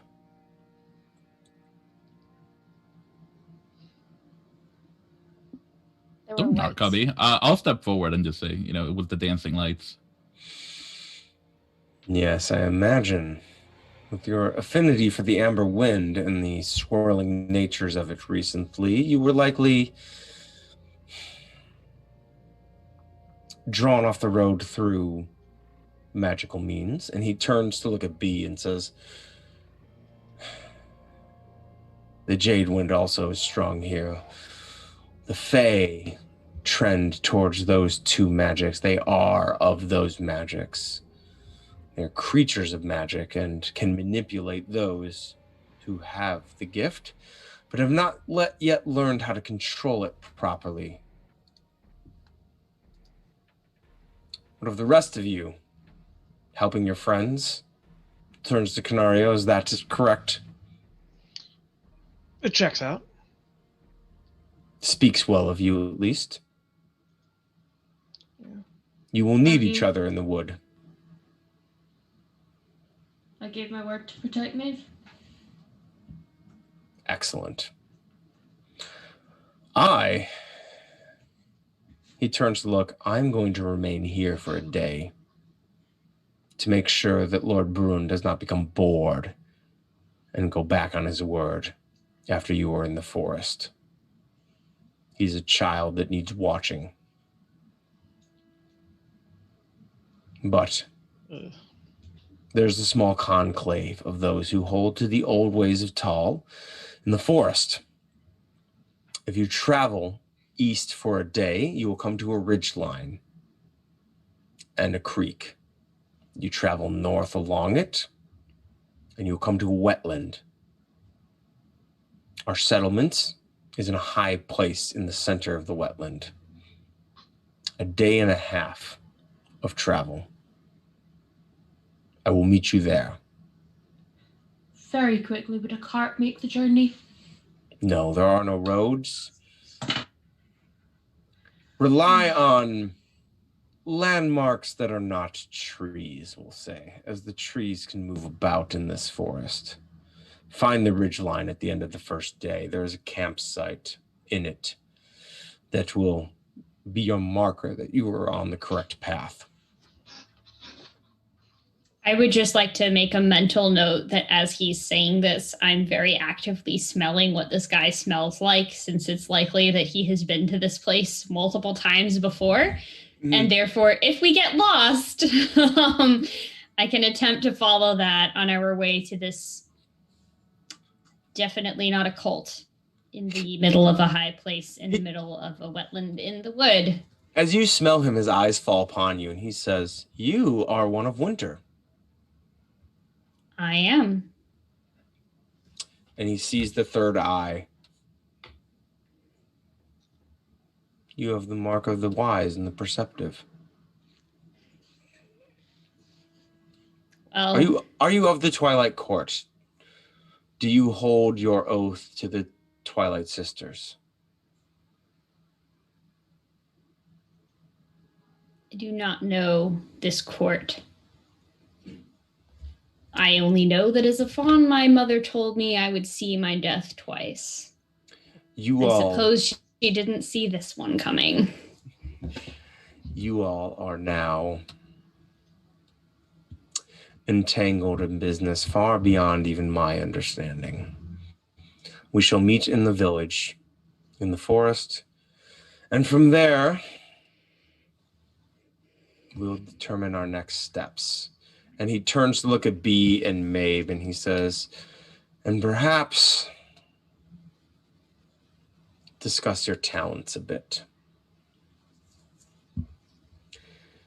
And it is standing on the precipice of the Twilight Wood, now being thrown into a phase situation that they don't fully understand, that we are going to call tonight's session for the party, having survived. Oh, go for it.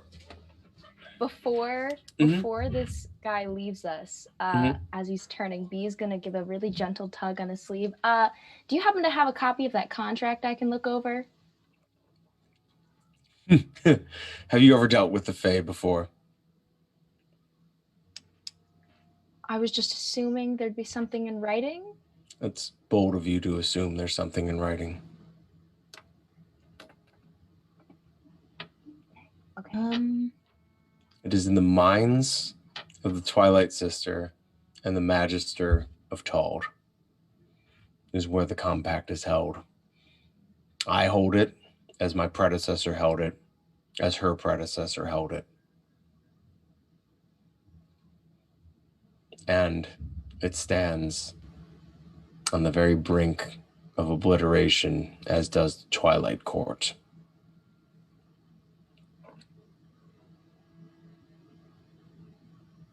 Is Maeve looking to jump in? Is that I'd like to do something? Yes. Okay. I would like to use my boon to run into the old woman on my way out so that I can get my crow mask. Oh, don't worry. That actually, thank you, actually, because that was something I've been meaning to doing, and I legitimately forgot. as you're moving out, the old woman does actually find you as she comes up and says, "Well, there, young elf, you're going to need this," as she holds up the raven's mask, and she smiles at you and goes, "It's quite fitting considering your proclivities." And she turns to B and she goes, "You don't owe me a favor. I cannot hold favors. All of my favors belong to my mistresses. Seek the Twilight Sisters, for they have a use for you." Rothbard like swings around and looks at you and just says, "You've really never dealt with the Fae before, have you?" Dealt with, read about. There's not much of a difference, right? It's all the same on paper. Well, I suppose you were already entangled, so being even deeper in doesn't necessarily hurt you. Mabe, was there anything you wanted to say to the old lady? On our way out, I'd like to hug the old lady and just whisper, "I should be quite cross with you. I was promised a harvest, not a murder. Let's say this makes us even." She goes and goes, "Dear, what did you think the harvest was?"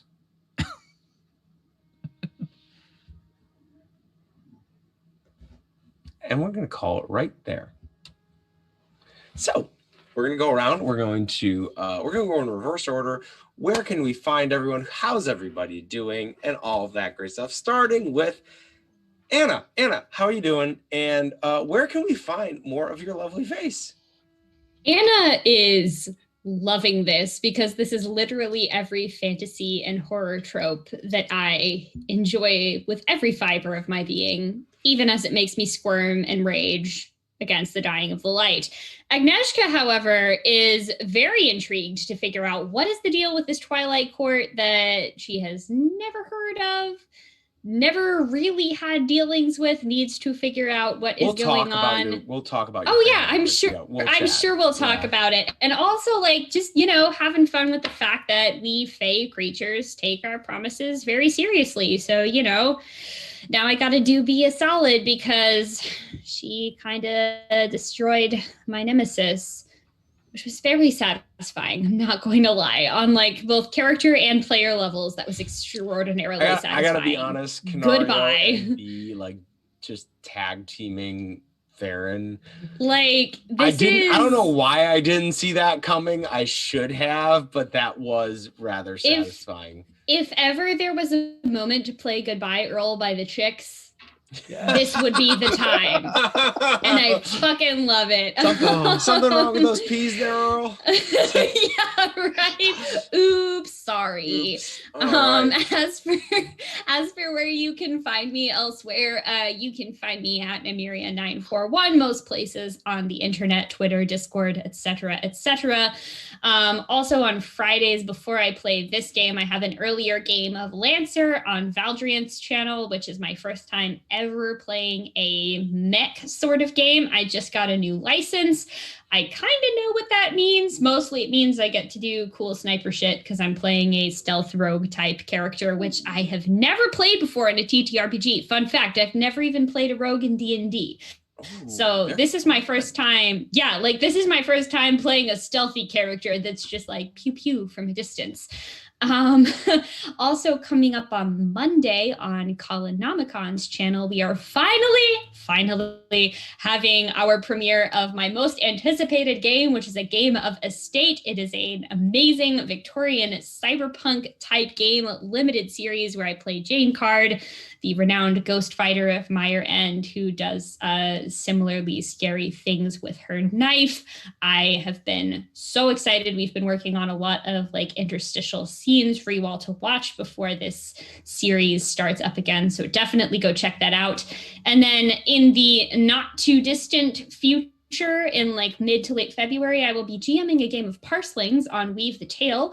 You may have known that previously as Encounter Roleplay, but we have had a rebrand. We are now Weave the Tale. So if you like stories about people that have these ink word-based language type parasites living in their brains, think of kind of like Venom, but with words and ideas, and you would like to see some amazing, amazing people come play in it, definitely come check that out. That's going to be starting next month on Weave the Tale. And yes, very much Inkheart vibes. Very much Inkheart vibes. Velvet, or sorry, Faye was the one that said that. My bad.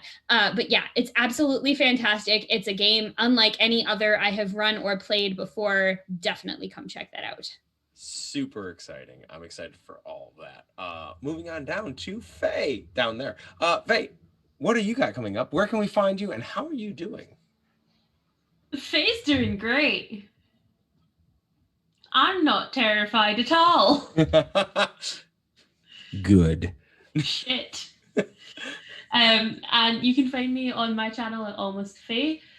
You can find me here. And hopefully in the coming month or so, I have things going on in my personal life, but just once I have moved house, we're going to be starting a weekly Monster of the Week campaign on my channel. I love that system. And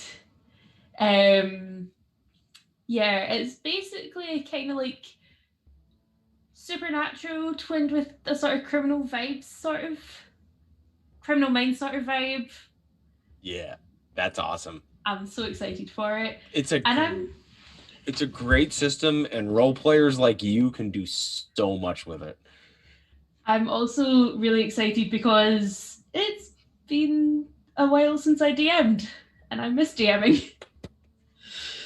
And I hope that Kelsey is going to be one of my wonderful players. Ooh, well, do you have anything else to add, or is that an excellent transition over to Kelsey? No, that's me. Let's ride that transition over. Kelsey, how are you doing, and where can we find you?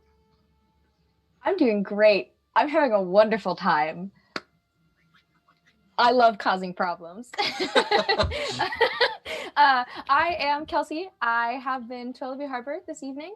You can find me on Twitter as at crochet_BBY. You can find me on Twitch as a little chat gremlin, as Crouchy Old Woman with the funky little underscores, just like it is in chat when I say things. You can also find me on TikTok under that same username, Crouchy Old Woman. I do fun things sometimes in character as B.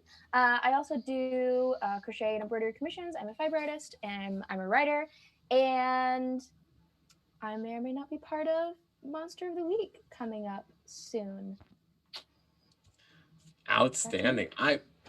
Monster of the Week's so good, and like that the two of you being together, number one, that's gonna be awesome. Moving on now, Velvet, where can we find more of you, and how are you doing? I'm fantastic. This is all I've been waiting to do for a very long time. Just eating hearts and raining down murders.